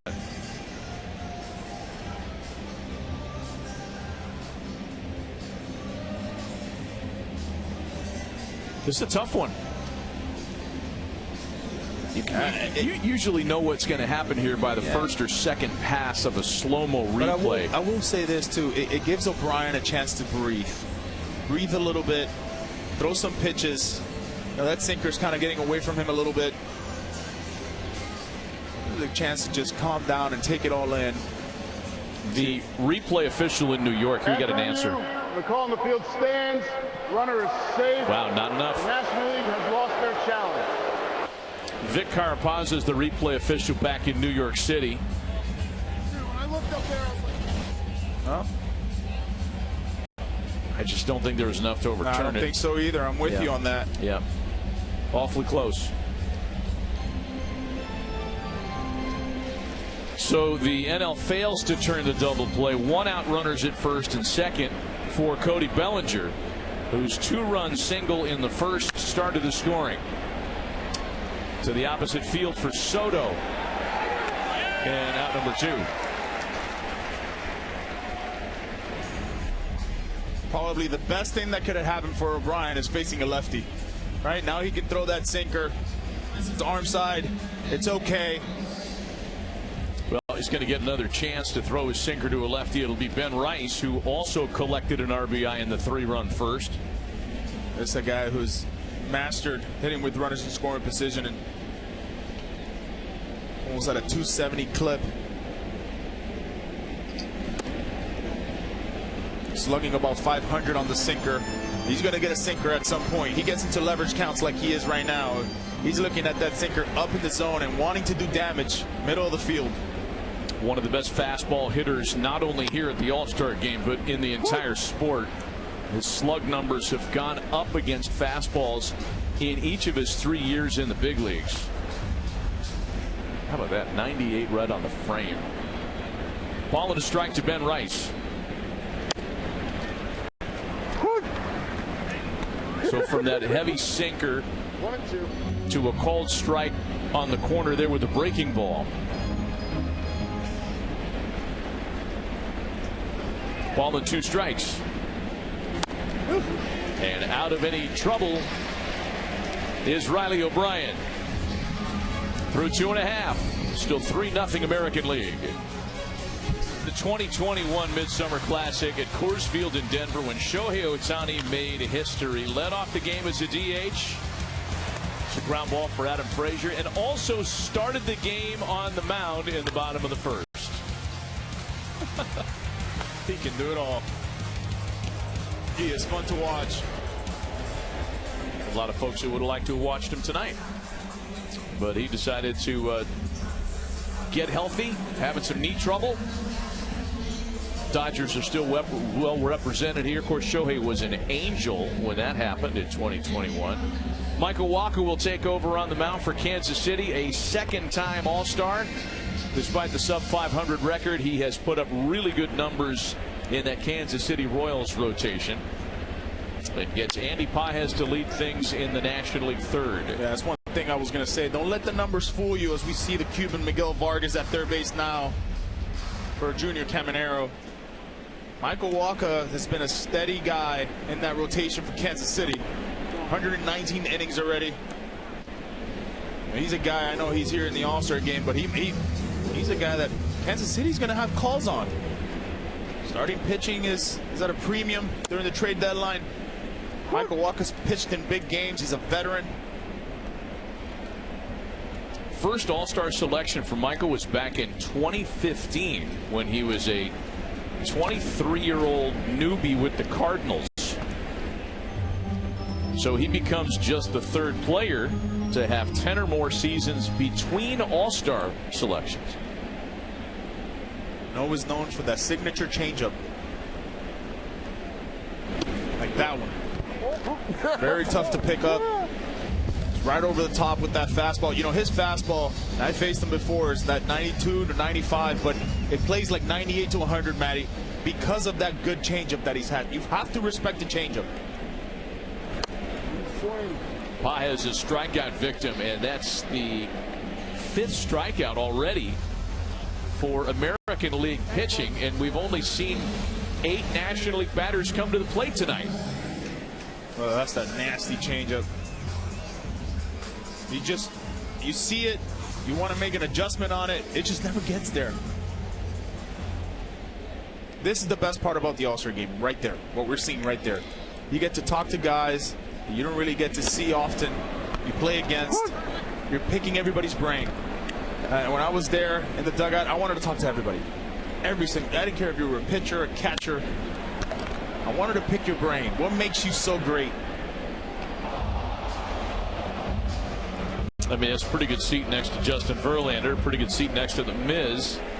Another guy that we wish was available tonight. And a 3-pitch good morning, good afternoon, good night strikeout at Drake Baldwin's expense. Made quick work, huh? That was just nasty. Designated hitter, Kyle Schwarber.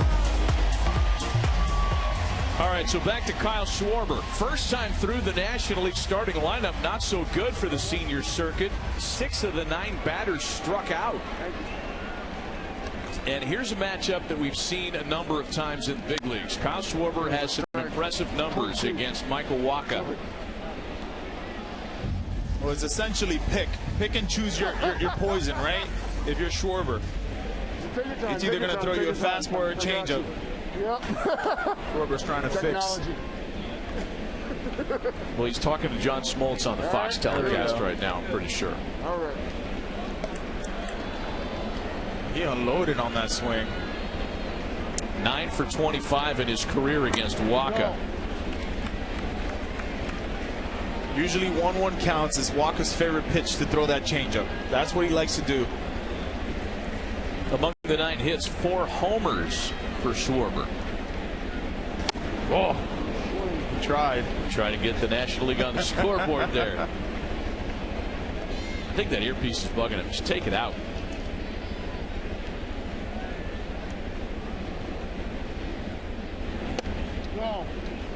It's a rarity of a cutter there by Waka. That's one pitch he didn't really have earlier in his career.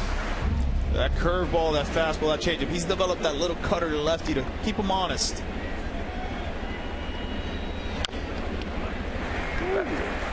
This is what Schwarber does, right? It feels like it's either a homer, a walk, or a strikeout. The 3 true outcome specialist. He is so good at extending at bats. A true slugger, Matty.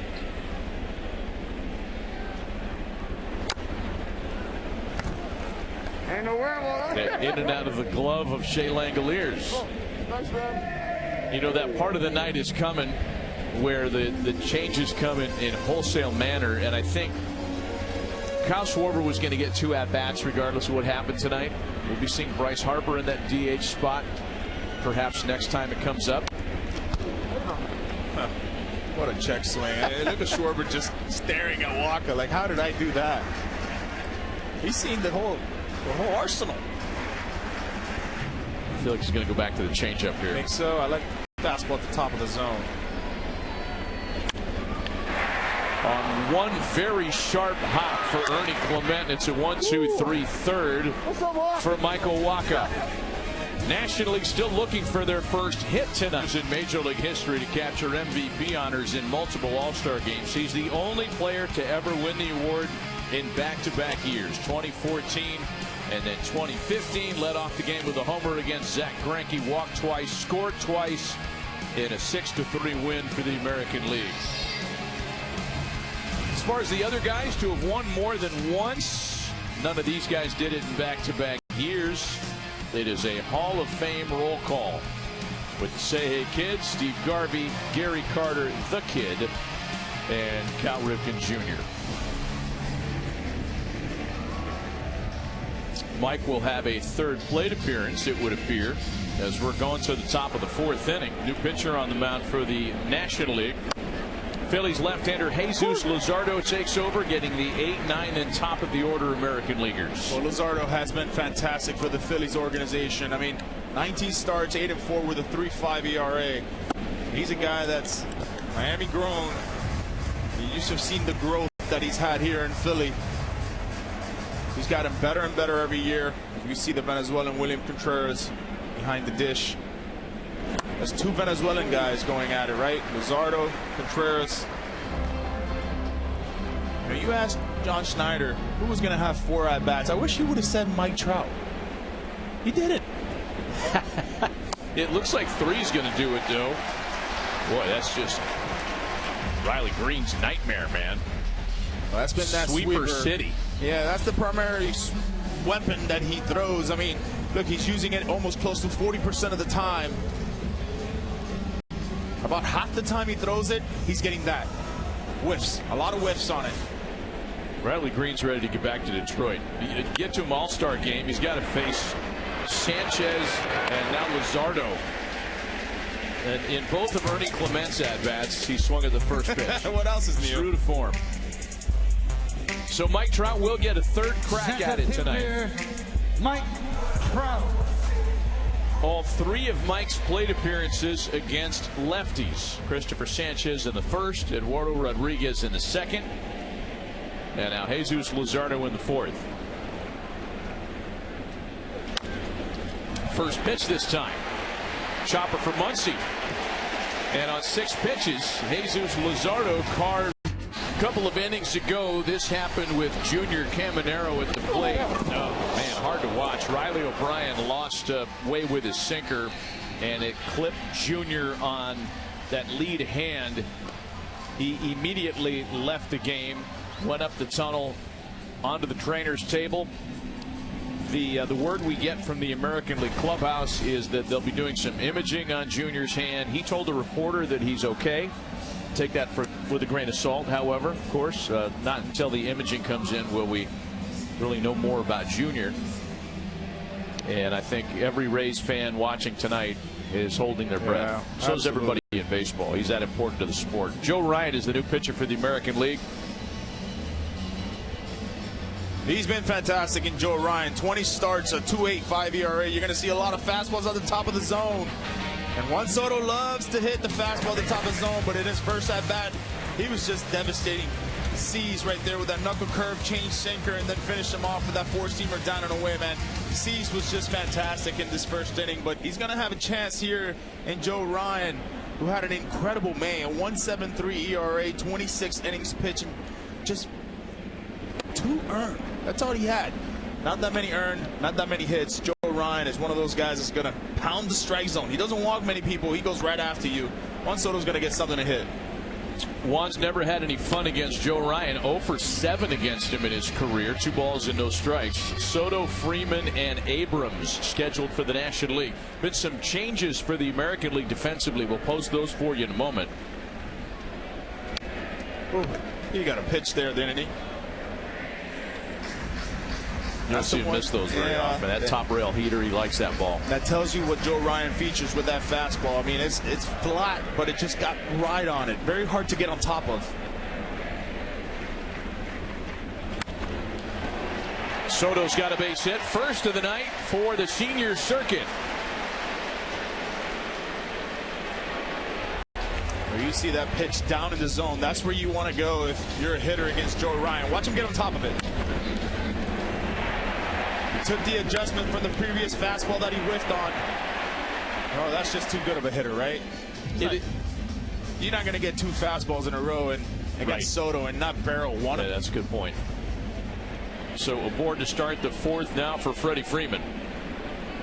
Freddie walked in his first at-bat. You know, more on the fastball from Ryan. It's interesting because he's one of only 2 starters in baseball that averages less than 94 miles an hour on his four-seamer, yet still generates a whiff rate of 25% or higher. It's elusive. That one at 96 found a little extra gear that time. And I'll piggyback on that, and the reason for that is the command, right? He just doesn't miss in the heart of the plate. His misses, if you watch the catcher where he's throwing those fastballs, they're just good misses. You want it up, you miss 2 or 3 inches. That's where he's missing. Joe pitched in the All-Star game last year. Pitched a 1-2-3 4th inning. Gets the 4th inning again this year. Unquestionably the Twins ace, as those ranks indicate. How about the inning he got last year too? 1 and 2. He struck out Manny Machado swinging, Kyle Tucker looking. Just went 1-2-3. I'm going back to the Twin Cities. Breeze. Go swim a few laps. So the first ever base runner on his watch in an All-Star game. Strikes out Freddie Freeman. Easier said than done. We talked about that fastball at the top of the zone, but that slider's been a go-to. Cedon Rafaela taking over in center field this inning for Mike Trout, who's on his way back to Jersey. Wilson Contreras at first for Ben Rice. Dylan Dingler at catcher for Shea Langoliers. C.J. Abrams now with 1 away. And that's where he's gone to with lefties in the first half. Top of the zone.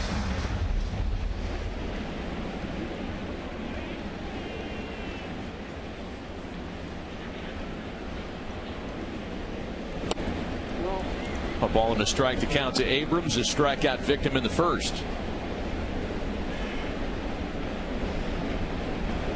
We are getting word from the American League dugout and clubhouse that the x-rays on Junior Camanero's hand are negative. Oh, great news. Goodness.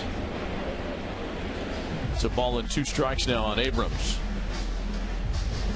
You got to be very careful with Abrams and that fastball. I mean, look, this year on the four-seamer, slugging over 563 on it. I mean, he loves the fastball.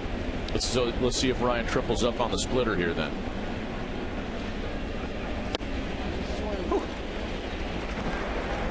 The strikeouts are alarming tonight. Man. Woo, baby. High octane. You talk about what the All-Star is all about. Look at this. These are veterans at the All-Star game. A couple of guys combined 22 All-Star appearances, and I think the perspective both of them have is that, you know, who knows? You don't take these for granted. They might not ever be at an All-Star game together again. That's one thing Dave Roberts talked to us about, right? Not to take this for granted. You know, I asked him what's changed, and he said yesterday there was about 15 guys in the clubhouse hanging out, talking shop, talking baseball, from young guys to veterans. Took a second to tell everybody, hey, look around you. This is what it's all about.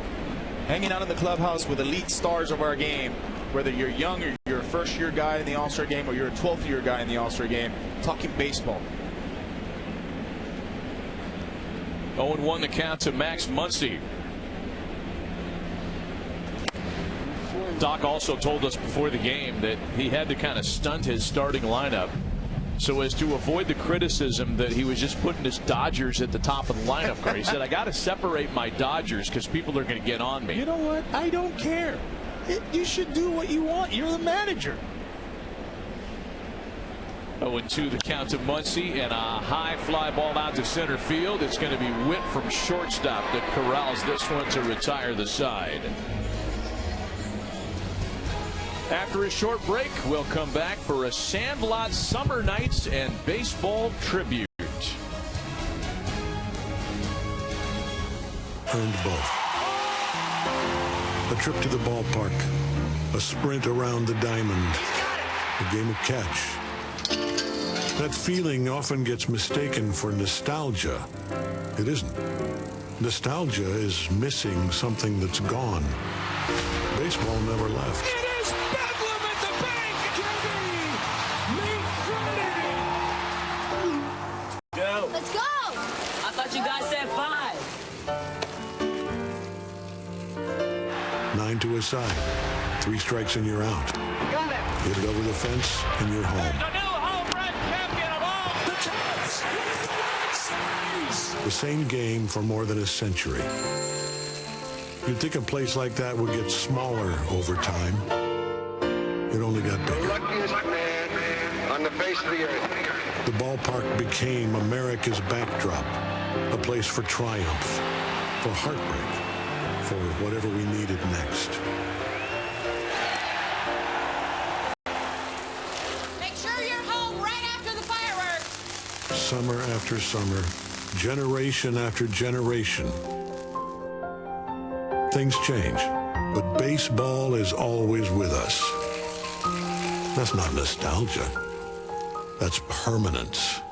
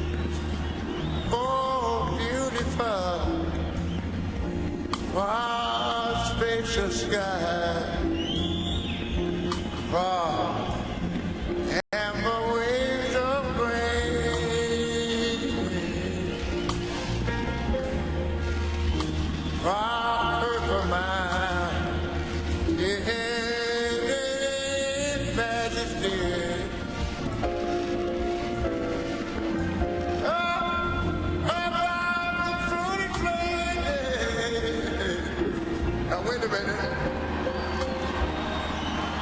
America.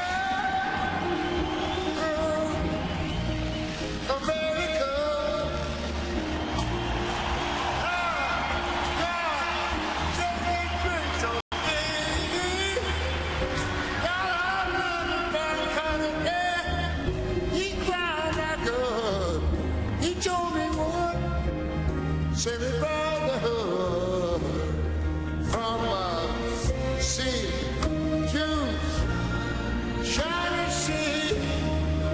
Lord, let Jesus stand up. I want to thank you, Lord. I want to thank you, Lord.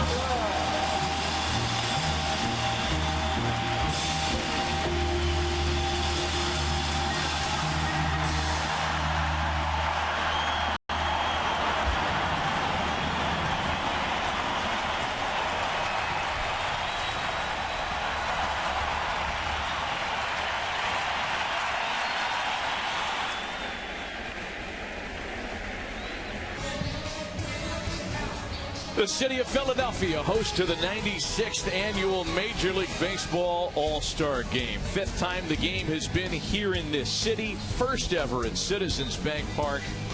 And what a spectacular celebration and 250th birthday present to the United States we were just treated to. Freddie Freeman among the superstars of our sport that stayed on the field before coming out. Brandon Marsh remains in the game. A ton of changes as we get to the top of the fifth. Matt Olson taking over at first base. Kyle Schwarber being replaced at designated hitter by Bryce Harper. And we got Yandy Diaz digging in against Foster Griffin to start things here in the fifth. Hey, go get some damn pints on. Griffin's been terrific in 19 starts with a resurgent Nationals team, 10-2 this year. Yeah. First time All-Star clearly. Young guy who has really burst on the scene in 2026. He sure has. Obviously, you talk about that ERA at a 2.77. He's been essentially their best pitcher for this Nats team, who has one of the best offenses in baseball. But you know, for me, it's been that sweeper changeup. That's been the effective for him. His June was fantastic.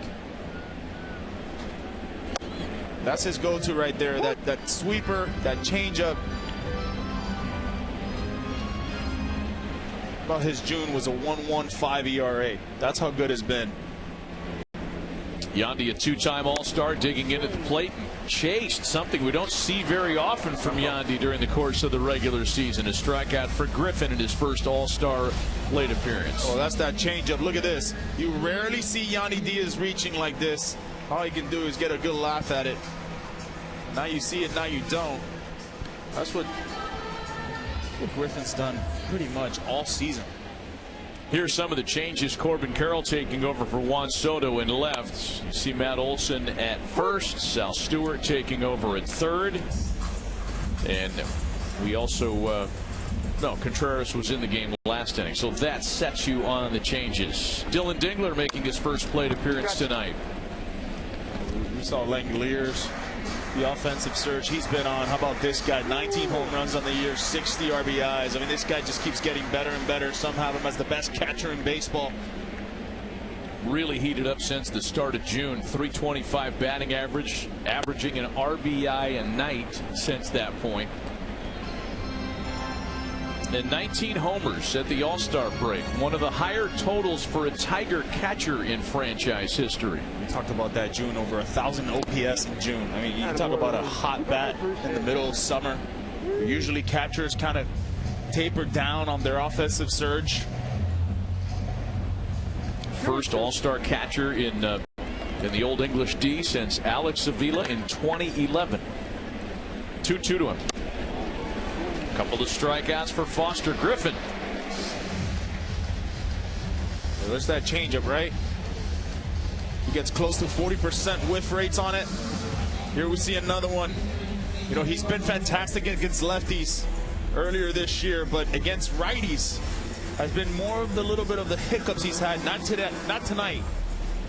That changeup is on display. First plate appearance tonight for Miguel Vargas. He came on defensively for Junior Caminero when he was hit by a pitch in the third inning. I remember Vargas when he came from Cuba. We had a chance to work out together and hit together. He would tell me, how do you hit velocity? It's so hard to do it now in today's game. I said, you'll be fine. You'll get used to it. Cuban there, right there. That's Cuban on Cuban crime. Oh, that's not fair. Andy Pages runs down a liner into the gap. Look at him stare at him. What are you doing?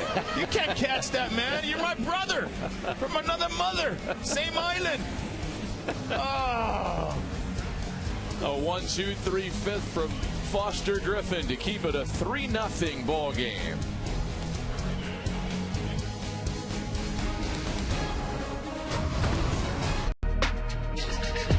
The American League has been in control ever since the top of the first inning, and it's the AL's Yankee connection that delivered the 3 runs. A 2-run single by Cody Bellinger against Christopher Sanchez, and the very next batter, Ben Rice, also drives in a run. It was 3-0 New York before folks could even settle in with their vending items. And on the other side of the scorecard, the strikeout has been a weapon of choice. 14 National League batters have come to the plate tonight yonder. 8 of them have struck out. It's been high octane, a lot of spin as well, but as much as I love the hits, I also like the strikeouts by these pitchers. Only 2 base runners for the National League tonight. A single and a walk. Nobody past first base. And Nick Martinez will make his all-star debut. 35-year-old veteran right-hander who is most deserving of the honor here today. 18 starts at an 8-2 record, 2.65 ERA. A dear friend of mine. A guy who pitched in Japan. A guy who was released. A guy who has never given up. He's been fantastic this year. A ball and a strike to count to Ozzie Albies. Seems like Tampa continues to do it again, right? Finding these guys and getting the best out of them. The changeup has been his go-to his whole career. Albies with a well-struck ground ball, but playable for Contreras, and 1 away. We'll take a look at Nick Martinez's arsenal, what he brings to the table. It's not fun to face either. That changeup is devastating. That sinker, cutter, 4-seam curveball as well with that little baby slider he likes to throw to get quick strikes. But his go-to is that changeup, that sinker, and that fastball at the top of the zone. The cutter has been a pitch for me that I really like that he's had throughout his career. Kind of stabilized lefties a bit. But no question about it, that changeup has been the pitch that has gotten him here this year. Well, if you come to Tampa as a guy who kind of likes your changeup, you're going to leave Tampa as a guy who loves it. No question about that. A couple of changes. Kevin McGonigal at short, Randy Arozarena in left. He's just had a remarkable career. He's been a relief guy. He's been a long man. He's been a 5th starter. He's been an all-star now. We've spoken to Kevin Cash about him this year, the Rays manager, who absolutely loves having him on the staff, and said for a first-year guy on our team, even though he's a veteran, he hadn't been here before. He took over the leadership role on the starting pitching staff.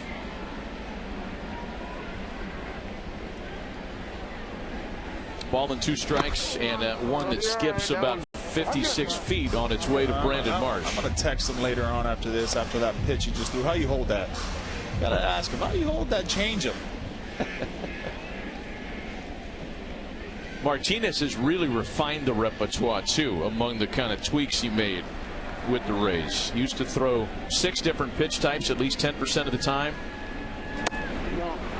One thing about him too is Japan was so big for him throughout his career. Went over to overseas. He really developed that cutter, really developed that changeup. Understood how to throw pitches in the zone to get soft contact. Full count to Marsh. Well, a lot of pitchers in Major League Baseball in the States are wanting to get that high ride, that strikeout. For Nick Martinez in Japan, it was the opposite. Getting soft contact and weak outs. Weak contact. That's what he's done with Tampa this year. A lot of weak contact. Strikes out Brandon Marsh. So that's 9 strikeouts to the first 16 batters in the National League lineup tonight. I hope he'll keep that strikeout ball. That's his first one as an all-star. Fastball at the top of the zone. He's got so much ride. As a lefty, you got to respect the changeup. That's how good it is. That's why you get a lot of whiffs on that fastball at the top of the zone. Third plate appearance tonight for Dodger Andy Pages.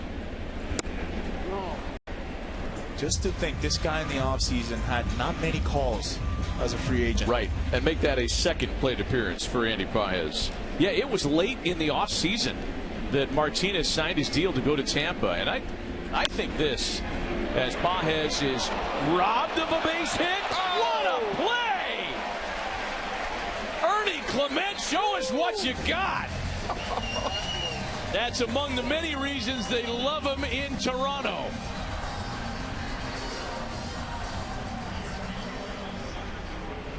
We'll take a look at that a little bit later on, but first, after the break, we join Fox and MLB for a special. And reaffirming our commitment to the fight against cancer. Major League Baseball, together with our fans, players, coaches, and umpires, are united in our determination to defeat this disease.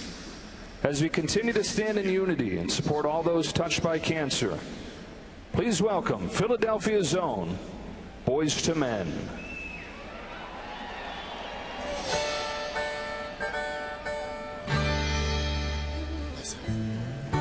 You and I must make a pact. We must bring salvation back.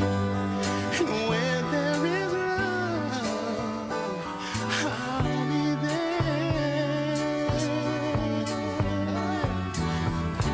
I'll reach out my hand to you, and I'll have faith in all you do. And if you need me, I'll be there.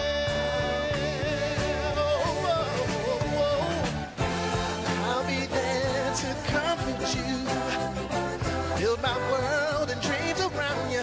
I'm so glad that I found you. I'll be there with a love so strong. I'll be your strength. I'll keep holding on.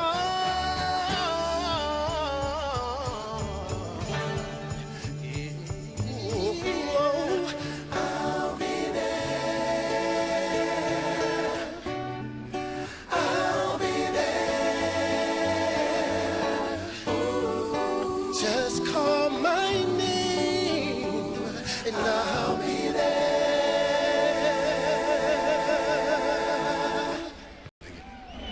Thank you.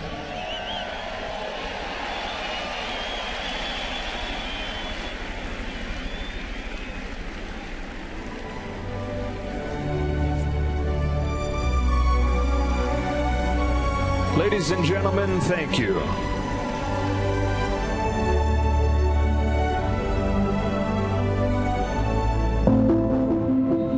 Major League Baseball All-Star Game from Citizens Bank Park in Philadelphia with Yonder Alonso, Matt Vasgersian. 3 runs in the top of the first for the AL, holding up at the midway point. As we have more changes to post for you entering the top of the 6th. National League's had a hard time just generating any on-base activity. The American League's going to have to face a good one. Atlanta Braves closer Raisel Iglesias taking over on the mound. Yeah, he's been fantastic. 31 games, 19 saves, an ERA of a 2.23. I don't know where the Braves team would be without Raisel Iglesias, another Cuban. The fastball changeup slider combo. This is a rarity for a closer. This guy's got 4 or 5+ pitches. It is not a fun at bat. You go into it, and usually these closers throw 1 or 2 elite pitches. This guy's got about 4 or 5 elite pitches. A strike thrower, but no question about it, he's going to come at you and want to make quick work out of you. Iglesias will get Kevin McGonigal to start things for the American League, making his first plate appearance, a rookie phenom, and one of the heavy favorites for American League Rookie of the Year honors. A first-time All-Star, of course, in his first year in the league. And a big reason why the Tigers may actually hang on to Tarek Skubal and make a push in the AL Central. I'm getting ahead of myself, but I think they're somewhat connected. All he's done since he's gotten called up is hit. He's been unbelievable. Elite plate discipline. 59 walks already, tied 5th most in the American League. An on-base percentage of almost 400. A lead off like this for Detroit, that's probably the reason why you keep a guy like Skubal, because of this guy right here. Kevin McGonigal, a Philly area kid, and he receives a nice warm round of applause. Kind of a refreshing change. Yeah, good. Thank you. McGonigal followed by Cody Bellinger and then Wilson Contreras. And if you're wondering about Bellinger getting a third at bat, there's a little matter of potentially being the All-Star Game MVP that could perhaps use a little sweetening. And McGonigal bounces it out to second base for Luis Ariz, who has taken over in the break. The defensive wizard, Luis Ariz. Yeah, what a changed profile his defensive look is now. And here are the other changes. Pete Armstrong in center, James Wood in right, and Otto Lopez taking over at shortstop. No. You think if you're Bellinger and you've got a knock already with an RBI, you're thinking about one thing and one thing only, making this game 4-0. Well hit into left center field. Corbin Carroll running it down for out number 2. He gave it a ride. Squared that up nice.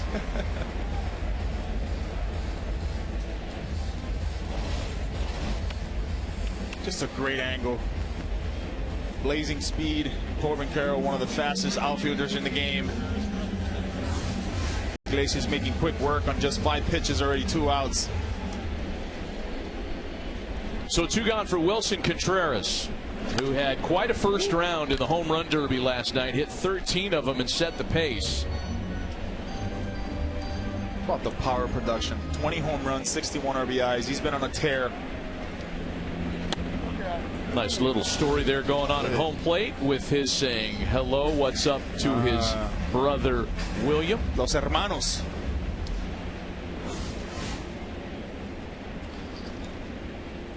They've done that a few times. They've been on the field a lot together, for sure.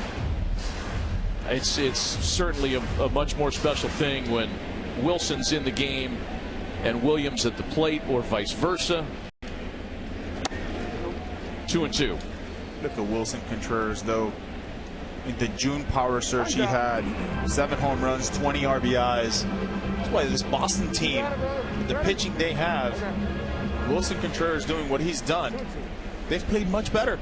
Well, it took a career first half for Contreras to get the Red Sox going a little bit. Look at that little Butcher Boy play. He saw that big hole on the right side, just chopped it right through. That's what he does. Not just a power hitter. Well, you're looking at his slash line, hitting 285. I mean, with a lot of slug. Just go the other way. 2-strike approach, not trying to do too much. Yeah, take it the other way. Look at that hole. It's the first base hit by an American League batter since Shea Langoliers led off the 3rd with a single. And here's Randy Arozarena's first plate appearance tonight. So we got some Cuban on Cuban here. Venezuelan behind the dish. Randy. 3-time All-Star. Arozarena hoping for a better second half this year than what happened to him last year, when after the break his numbers really cratered. Got into the All-Star break with an 820 OPS. Yeah, the one thing about Randy, though, he's heating up at the right time. July, he's hitting over 320 right now. So he's heating up. Just a 679 OPS after the break last year. Ball and 2 strikes to Arozarena. This guy has such entertainment value. He is so much fun to watch, whether he's at the plate, he's in the field, he's fun to watch on the bench. Little rollover ground ball that's going to wrap up the 6th. To the bottom of the inning. And a still 3-0 American League lead. World Series. This moment would have won the World Series for the Toronto Blue Jays in the bottom of the 9th had it not been for an Andy Pages amazing game-saving catch. What happens earlier tonight in the All-Star game here in Philadelphia? We're going to turn the tables on you. Andy Pages robbed of a great play by Ernie Clement. You think he remembers? Oh, Martinez loves it. Positive he remembers. Oh. I don't know if Nick Martinez... got you back, baby. Nick might not have had any sense of the history for that, but boy, the two participants certainly did. Cade Smith, the new pitcher representing the Cleveland Guardians. He has been terrific out of the Cleveland bullpen this year. He'll face William Contreras, making his first plate appearance tonight. Fastball splitter, that's where you're going to get. Boy, his May was outstanding. To a 1.36, only 2 earned runs in the month of May. You look at this Guardians team sitting right now at 50 and 46, but Cade Smith's been that primary high leverage reliever. Other changes this inning include Tristan Peters taking over in right and Travis Bazzana at second base, and the ball finds the new guy. That'll bring up Bryce Harper. Batting for designated hitter Kyle Schwarber, number 3, Bryce Harper.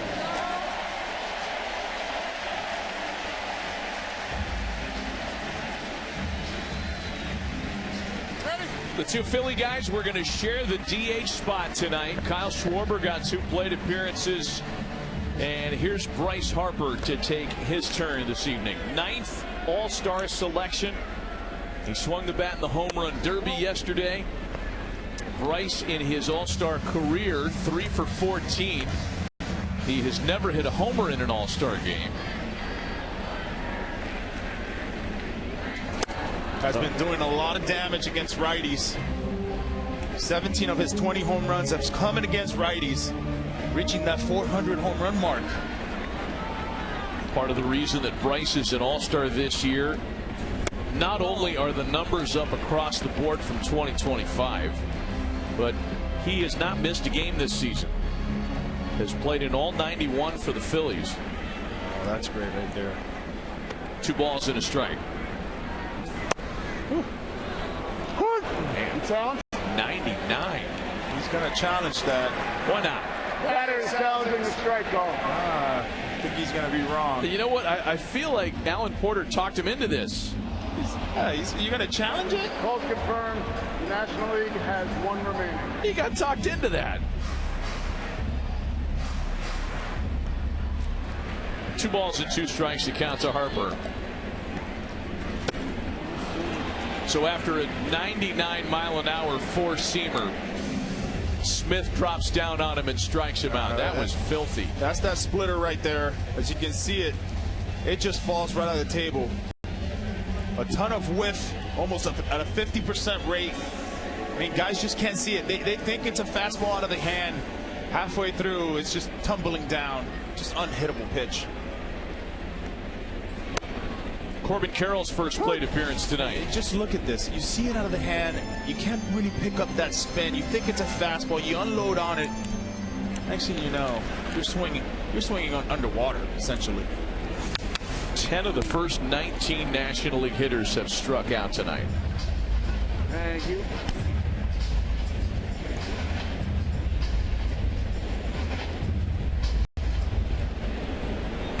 Smith on top of Corbin Carroll, 0-2. Also here by virtue of a tremendous first half. Major League Baseball's triples leader. He has already set a franchise record for 3 base hits with the Diamondbacks. 53 of them for his career. And doing so in far fewer plate appearances than Stephen Drew, the man he passed. How about 11 strikeouts among the first 20 National Leaguers to swing the bat tonight? AL power on tap.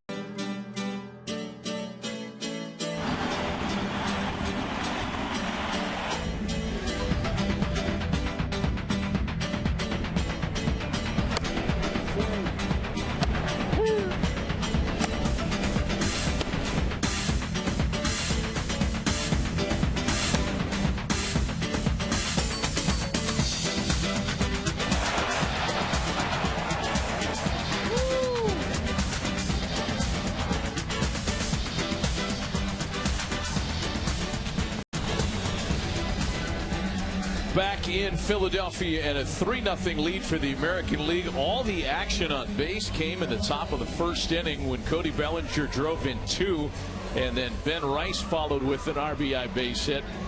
The rest of the night has been dominated by pitching.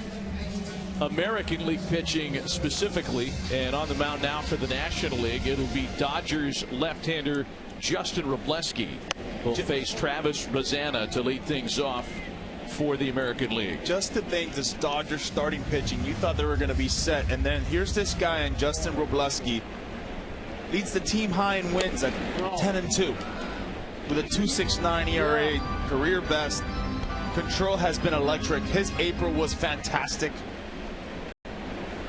Celebrating his 26th birthday today and throwing to a new catcher. You saw Hunter Goodman of the Rockies taking over. The count is 1-2 to Bazana, and my eyes went right to Hunter Goodman's gear. Really getting into the spirit of the thing with the Liberty Bell chest protector. Very good. And Bazana's a strikeout victim. That almost looks like he's wearing JT Realmuto That's stuff. pretty sweet stuff right there. Look at this slider. Look how soft he is to blocking this pitch. That's that slider, man. That slider has been a weapon for Justin Robleski this year.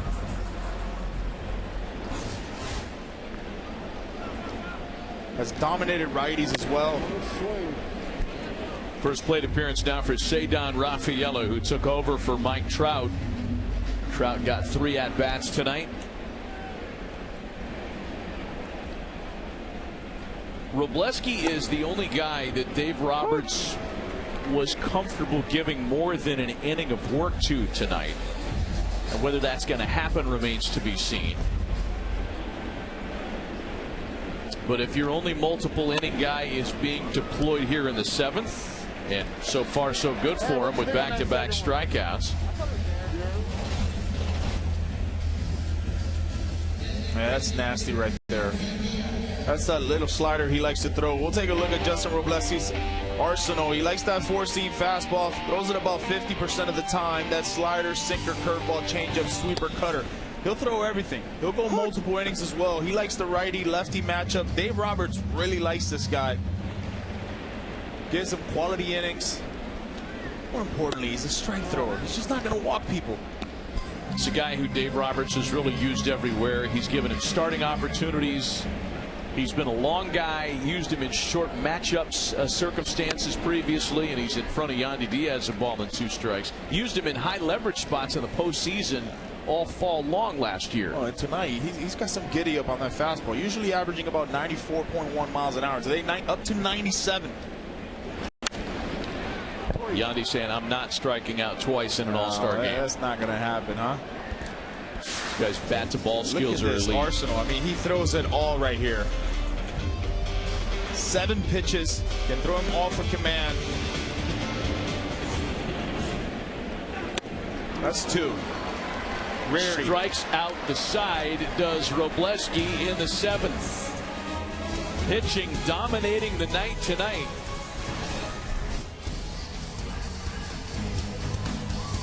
Seventh inning stretch, still 3-0 American League. Come and gone in Philadelphia, and a lot of batters have come and gone tonight. Let's get into the spirit of the thing. America turning 250 years old tonight with a mascot party. And for me, I don't know about you, Yonder. By the way, welcome back, Matt Vasgersian, Yonder Alonso in Philadelphia. I think one of the most fun moments for me was when the mascots were so roundly booed before the game tonight. Mrs. Met got attacked. Bernie Brewer was crushed. Blooper from Atlanta.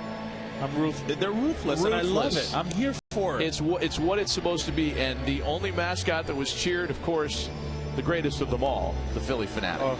I got in trouble my rookie year being here for the first time. The Philly Fanatic was on first base, and I just kept staring at him in between pitches. I missed the pitch because I was staring at the Philly Fanatic. I got in trouble for that. Buddy Black was not too pleased with me, saying, hey, pay attention. Well, while we have a moment, let's remind you this copyrighted telecast is presented by the authority of the Office of the Commissioner and may not be reproduced or retransmitted in any form. The accounts and descriptions of this game may not be disseminated without express written consent. 3-0 lead for the American League. And we are en route to perhaps a record-setting strikeout total in this All-Star game.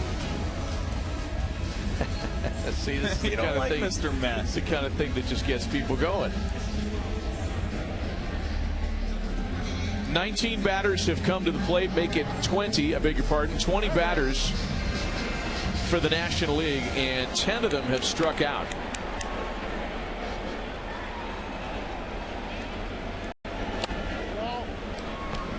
We have some changes, including Tampa Bay right-hander Drew Rasmussen taking over on the mound for the American League. Almost 100 innings, only 17 walks. That's been the specialty for Drew Rasmussen. We got a new first baseman. We got a new catcher. Munetake Murakami and Adley Rutschman enter the box score. Counts 2 balls and a strike on Matt Olson. Got away with that one right there. I mean, Matt Olson has made a living this year hitting the fastball, slugging close to 600 on that pitch. Got to be careful with Matt Olson here. Got to be careful with this part of the lineup as Olson swings and misses. You got Otto Lopez next, James Wood in the hold. 2-2. And I guess because there really hasn't been much to cheer about, the fans are very forgiving of these NL East players as they dig in. Still 2 balls and 2 strikes on Matt Olson. That's been the primary pitch right there by Rasmussen, that cutter. That's the primary pitch he uses on lefties. Just rides a little bit on the hands.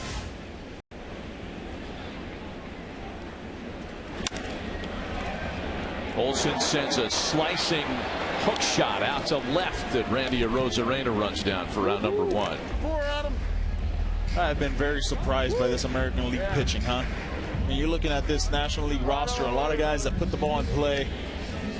Yeah, they have the home run power, but a lot of guys that don't strike out. It's been a lot of soft contact and a lot of strikeouts. It's been the complete opposite of what we thought it was going to be for this. You're right. You're right about that. The record, by the way, for strikeouts by a side in an All-Star game is 16. And Otto Lopez swinging to get the National League on the scoreboard here. And that was 16 strikeouts by the American League. What a year he's having, huh? Back in 2019. And we're sitting on 10 now. Lopez, Major League Baseball's hits leader. The guy who the Marlins have turned into something much more than a serviceable player, which was that a few teams had identified as his ceiling previously in his career. Leads Major League Baseball in hits, leads Major League Baseball in average at a 334 mark. Between him and Edwards, I mean, it's a party down in South Beach. This is a guy that was signed as an amateur free agent by the Blue Jays in 2016, debuted in Toronto 5 years later, got a cup of coffee, DFA'd, acquired by the Giants. Giants DFA'd him. The Marlins picked him up, and he is an all-star this year at the age of 27 for the first time. 2 balls and 2 strikes.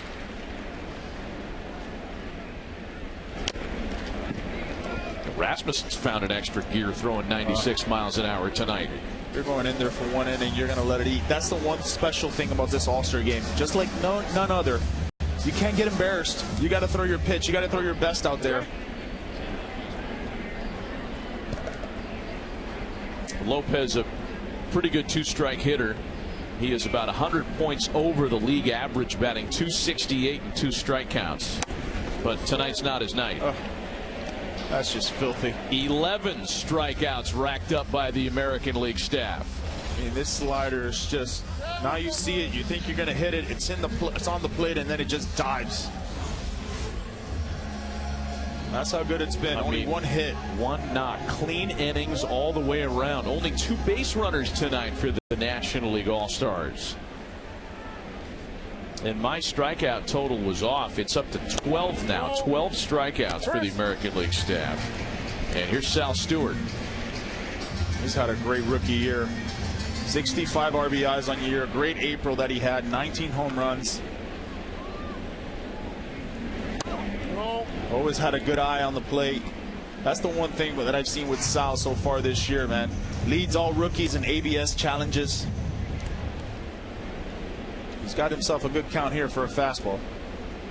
You go way back with this guy. I sure do. Well, Sal, you got the green light. It's the All-Star game. Let it eat 3-0, huh?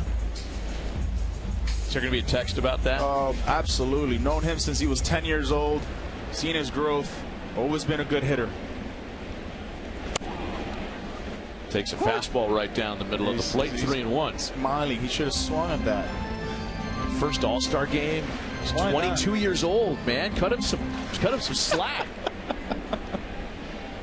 There's a 3-1. There we go. 3-2. He was trying to let it eat there. The only Reds rookie with more homers at the All-Star break, the great Hall of Famer Frank Robinson.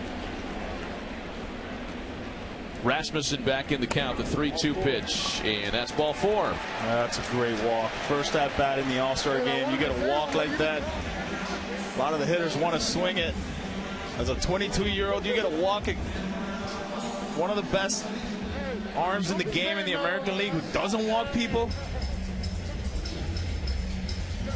First base runner for the National League side since Juan Soto's leadoff single in the 4th, and I think that John Schneider's going to the bullpen. So they wanted Rutschman and Rasmussen out there together because they played in college together.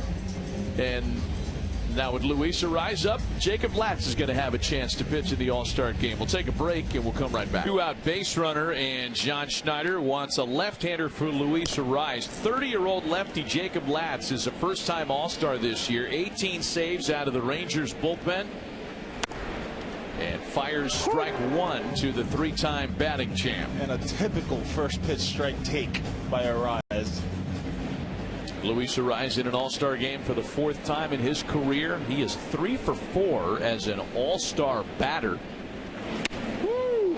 Oh, I like that. Okay. A ball and a strike. Ariz with 119 hits already, but check this out. I'll wake you up. Hello.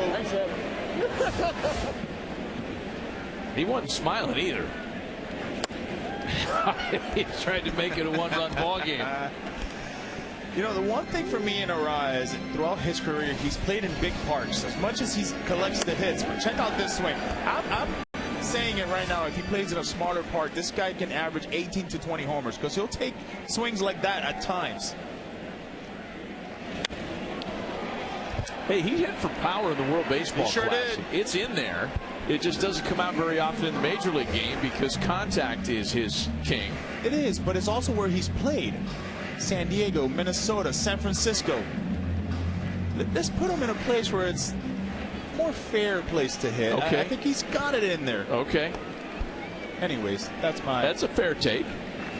That's my take with him. So get him to Denver or Cincinnati, or Philadelphia, or places. Yankee Stadium. Sure. Yeah. He's going to hit. Lefties or righties, it doesn't matter. He's going to hit. Just think about this. This year he's hitting .320 against lefties. Well, he's going to have a chance to find a place like that at the end of the year because he signed just a 1-year deal with the Giants and a rare chase as he strikes out to end the 7th. 13 strikeouts for the American League staff. You don't see these swings, I'll tell you that, during the season.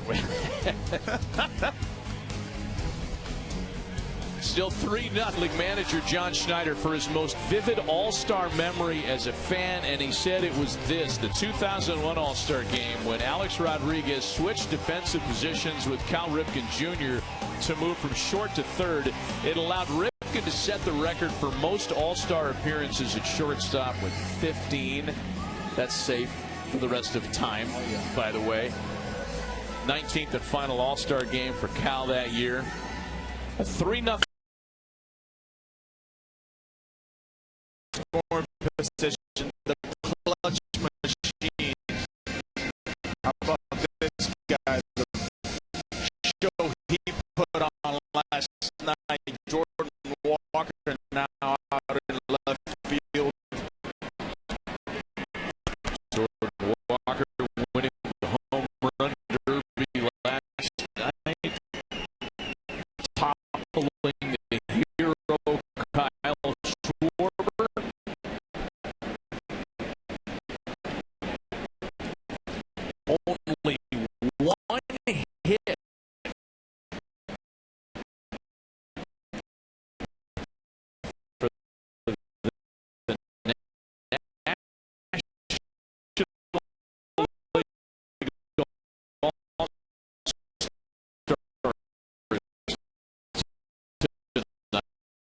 as the American League looks for a little late insurance. By the way, the futility mark for hits by a side in an all-star game is 2.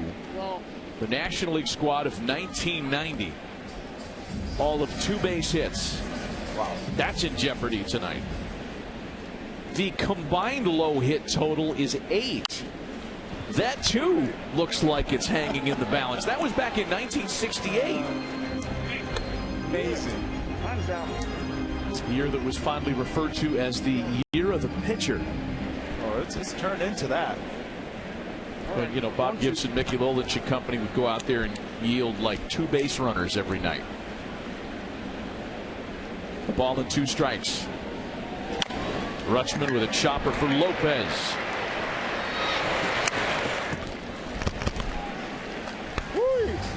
Wroblewski has been fantastic. This is what he did last inning. I mean, it was just strikeout galore. I mean, the slider was there, the fastball at the top of the zone. He's got some giddy up tonight. Just been that fastball at 97, 98 miles an hour with that devastating slider. It's guys that don't strike out. And a guy that's not a strikeout guy per se. He'll get his punch outs, but he's not a guy with the big, 9, 10 strikeouts per 9 numbers. You'd never know it by watching him tonight. Here's Miguel Vargas, his second plate appearance of the game. 2 balls and no strikes. Chicago White Sox get into the break as a first place team. Do you have that on your bingo card? No. Vargas launches one to left. And there's your late insurance. That's a swing he'll never forget.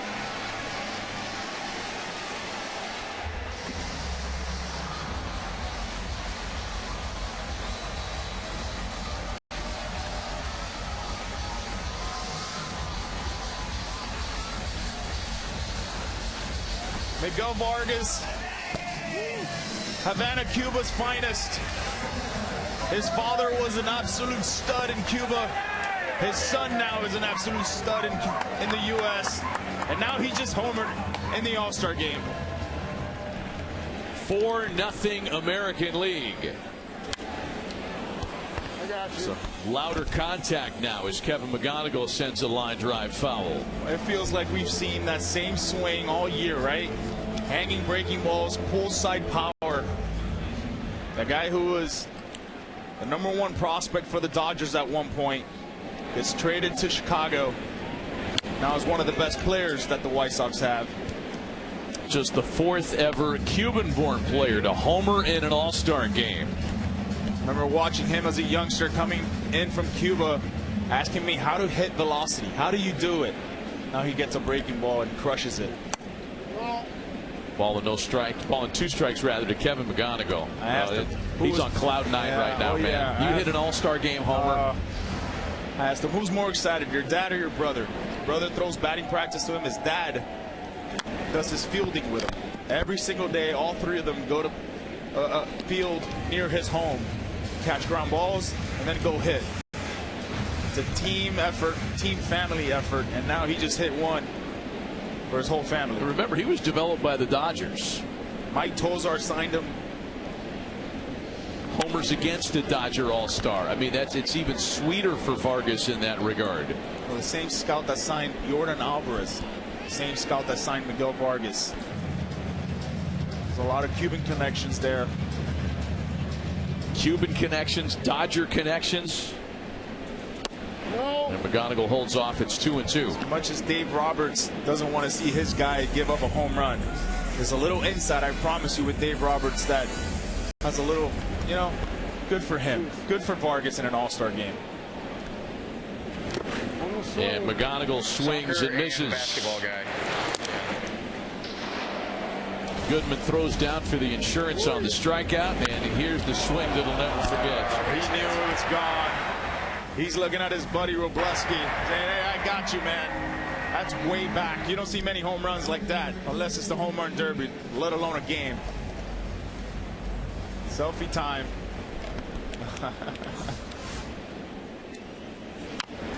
Hey, there's Cubans everywhere. Nick Martinez, his parents were Cuban.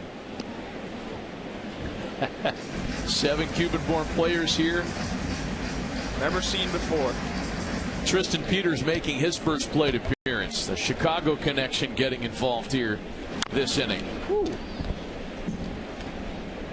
Well, I mean, Miguel Vargas is in the midst of a big year, career year already, right? Career high in homers, stolen bases. We're just at the All-Star break. Great example of a guy that may not have clicked in his first go-around. He's 26, right? He's been playing a long time. We're going to have a challenge on that strike 3 call. Batter is challenging the strike call. I have an argument here. Breaking ball at the top of the zone. Call stands. Call is confirmed. American League has 1 challenge remaining. A couple of strikeouts, but a home run to make the National League hole just a bit deeper. Miguel Vargas with a Midsummer Classic dinger. And a guy he spent time with in the minors says, oh, the irony. 4-0 American League. Strikeout in this game. Dylan C set the pace with 3. Here's how they look like on StatCast 3D, powered by Google Cloud. 13 strikeouts. That's only half the story, because there's strikeouts on the other side of the scorecard too. Oh, and by the way, Louis Varland is a strikeout guy. He'll pitch the bottom of the 8th inning. 19 saves and 19 opportunities. This is a guy from D2 college to an all-star. Talk about velocity jump. This guy went from 94 miles an hour just a couple years ago to 98, moving into that bullpen role. He's been fantastic for Toronto. He's a go-to guy. When they need outs, they go to Varland. John Schneider loves him. He used him throughout the postseason last year, set a record for postseason appearances. James Wood, the first to face him. Wood now a 2-time All-Star. Major League Baseball's leader in runs scored, leads the National League in walks. He's got 22 homers, 55 RBIs. Could have very easily made a case to start in the All-Star game tonight. Mason Miller is up and breathing in the National League bullpen. Don't sneak on the speed, too. 15 stolen bases on the year. This is a big man. I remember watching him in high A with the San Diego Padres. Chris Kemp loved him. He said, this is the guy. This guy is going to be a monster. Then he gets traded in the Juan Soto deal. Boy, did he emerge as one of the more power sluggers in our game. Yeah, monster status check. Full count, 3 balls and 2 strikes to James Wood.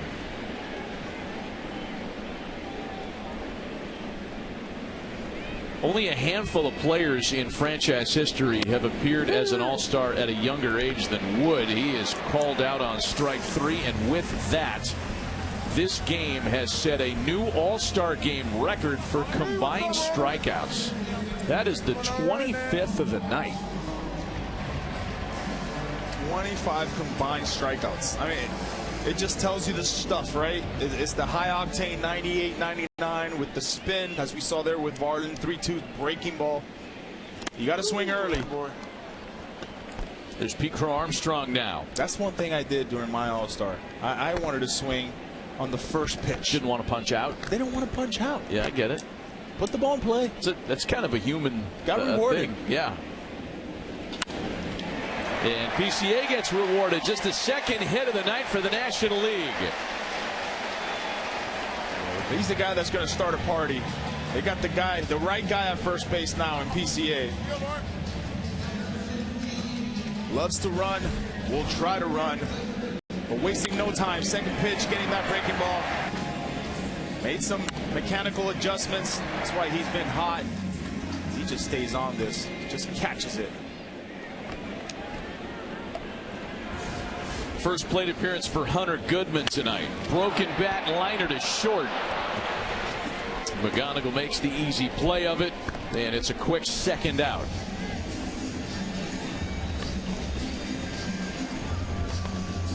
Hunter, like you, didn't want to be a part of the strikeout narrative. Can't do it. 5-2, brother.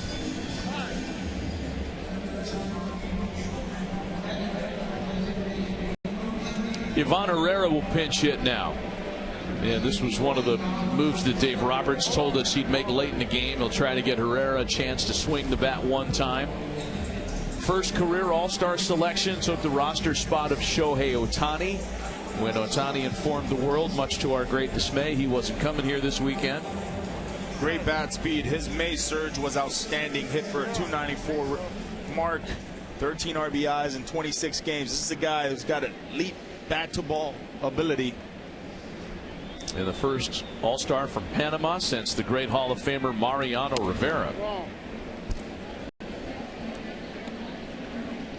This Cardinals team, did we see this Cardinals team do what they've been doing? No. Playing this well as well? We'd be lying if we said we did. The White Sox, the Cardinals, the Twins. Some of the great stories in the first half for sure. Herrera grounds to third. Look at the night Miguel Vargas is having. Oh, he's having the time of his life, man. Nothing despite the PCA single. All-American League in Philly tonight.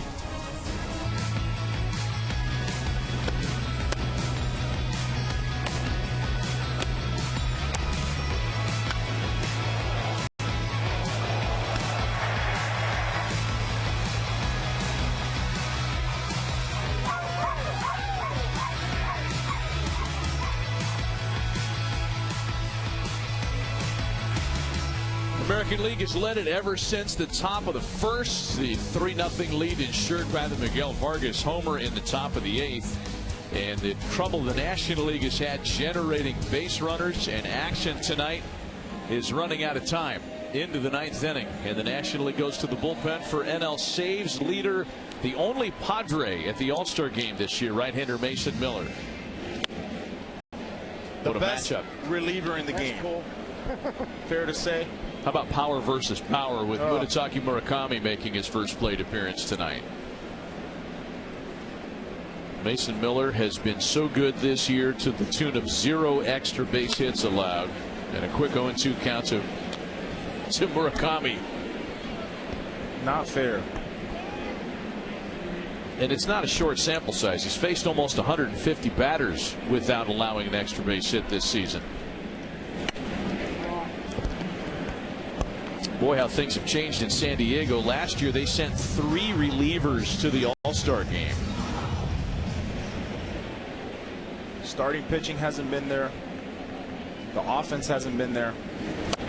And Murakami waves and misses at 102. This guy's been there. Fastest pitch of the All-Star game so far tonight.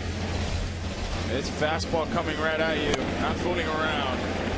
Yeah, Murakami is just, I can't do much with that. And he's just getting warmed up. Dave Roberts is going to make a change. He wants to get everybody in the game tonight, it would appear.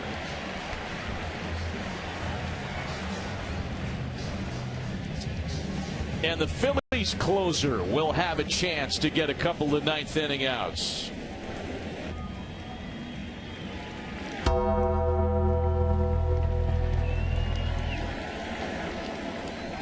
So the National League is going from Mason Miller to Joan Duran to look for the final 2 outs in the top of the 9th inning. This is just a hitter's nightmare. This sure is. Take your pick. Who do you want? Great numbers for Duran. I mean, the strikeout numbers are crazy, and when you combine the strikeout numbers with the handful of walks, undeterred, Randy Arozarena with a base hit. With the numbers and the walks, you never think you'll get a hit. Randy Arozarena gets a hit. You know, you come out with the shtick and the bells and the music and the flames and everything, and you give up a knock. Doesn't happen very often, man. This guy has been lights out. Lights out. Just about every night. 50 strikeouts, 6 walks this year. And now Travis Bazzana for a second time. Throws that pitch they call a splinker. As much as he throws 100 miles an hour, that breaking ball stuff is nasty. A couple of first-time All-Stars here. Bazzana with a bouncer. Arise goes to second. They get the lead runner there. Arise just turning that right there with ease. And working with Ron Washington, San Francisco Giants coaching staff. Watch this.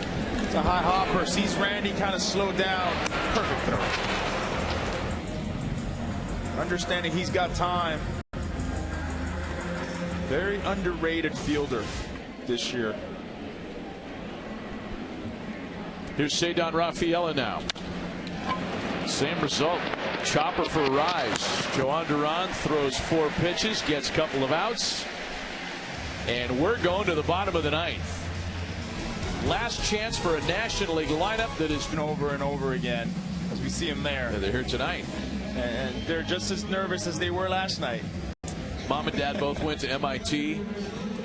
Both of them have academic credentials coming out their ears, but they were just proud Little League parents last night.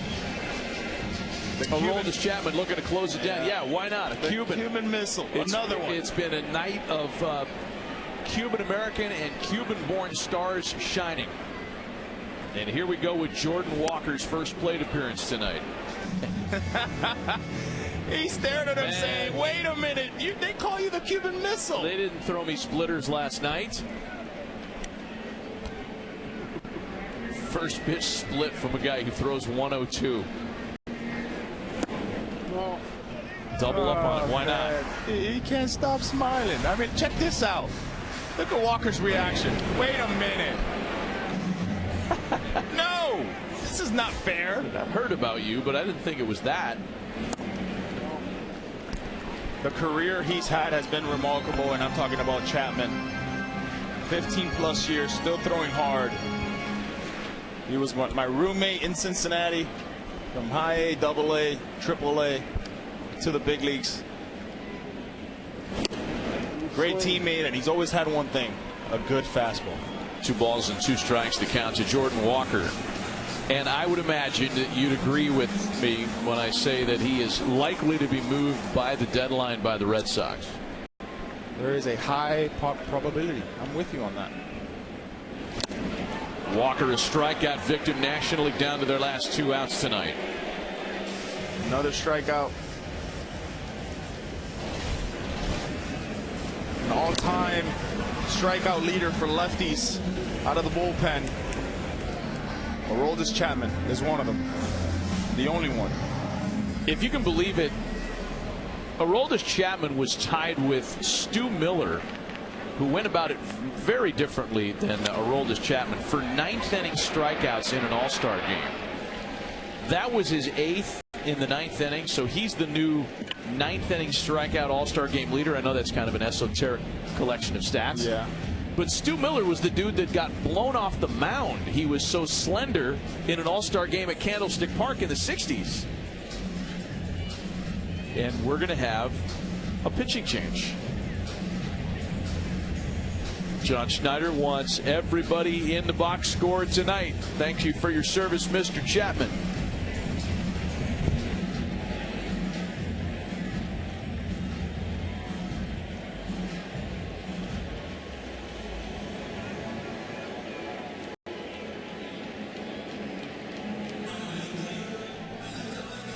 First-time All-Star Brian Baker will have a chance to record the final out tonight. A kid that grew up in the Florida Panhandle as a Rays fan, living his dream as a Rays All-Star at the age of 31. And fires a strike to Otto Lopez.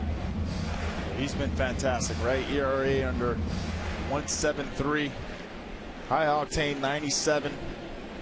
A nasty splitter as well to go with it.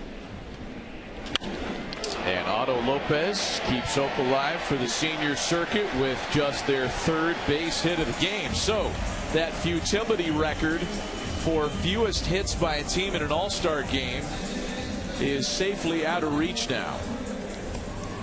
Is there any doubt? He's leading the league in hits. You're right. He struck out his previous at bat. It's a good shot as any for somebody to get that 3rd hit.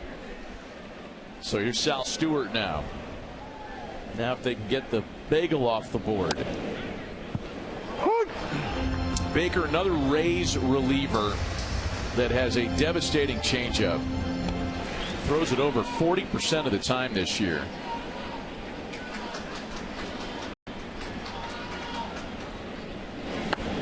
Oh, there it is. That is nasty. Right over the top, unhittable. The differential between his change and his fastball is significant. It's 12 miles an hour. That's one of the biggest differentials in those 2 pitches by anybody in the league. 0-2 the count. National League down to their final strike. Stewart with a chopper. Baker gathers it in, and the AL in a shutout. 4-0 for the junior circuit in Philadelphia tonight. The American League has now claimed 11 of the last 13 All-Star games. Cody Bellinger, a likely leader for MVP honors. Yeah.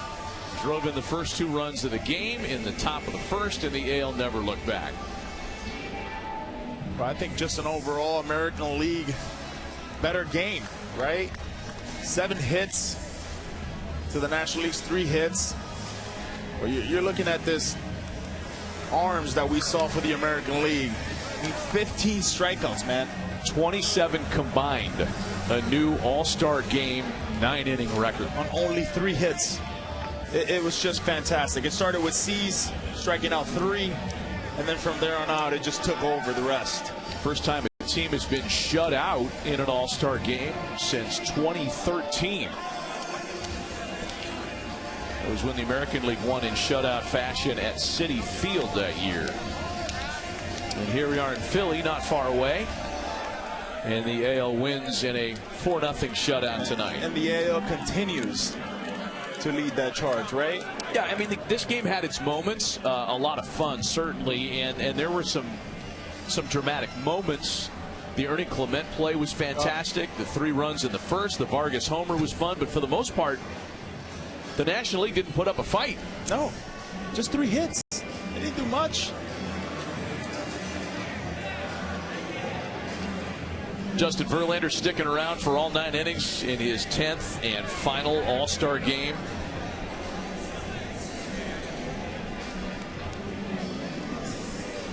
It's worth taking another look at the pitching box score and what the American League was able to do. Dylan Cease, 3 strikeouts. I mean, you're not talking about anything close to damage. Marlin was fantastic. Chapman and Baker were great. Cease was unhittable.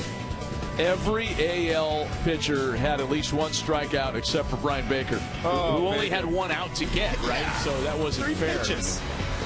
How about the combined look at the strikeouts? 27 of them tonight. A lot of chases yonder. Well, that's the good stuff, right? That's when you got good velocity and good spin. You're probably going to get a lot of chase. And for these guys, they're coming in for 1 inning. They're going to let it eat, right? They have nothing to lose. And for a lot of these hitters, you don't see these pitchers either throughout the year. So, yeah, favor is the pitchers, and we saw it on hand today. When Luis Ariz is chasing, like we saw him chase earlier today. Or Yandy Diaz chasing. Yeah, you know, it's a whole different kettle of fish. I mean, I think the burden is certainly on the hitters at an All-Star game, and that was very much true tonight. So we're awaiting the presentation of the Most Valuable Player Award. And in moments, we'll join Kevin Burkhardt from Fox, who's on the field with Phillies legend Hall of Famer Mike Schmidt. Jack Black is here.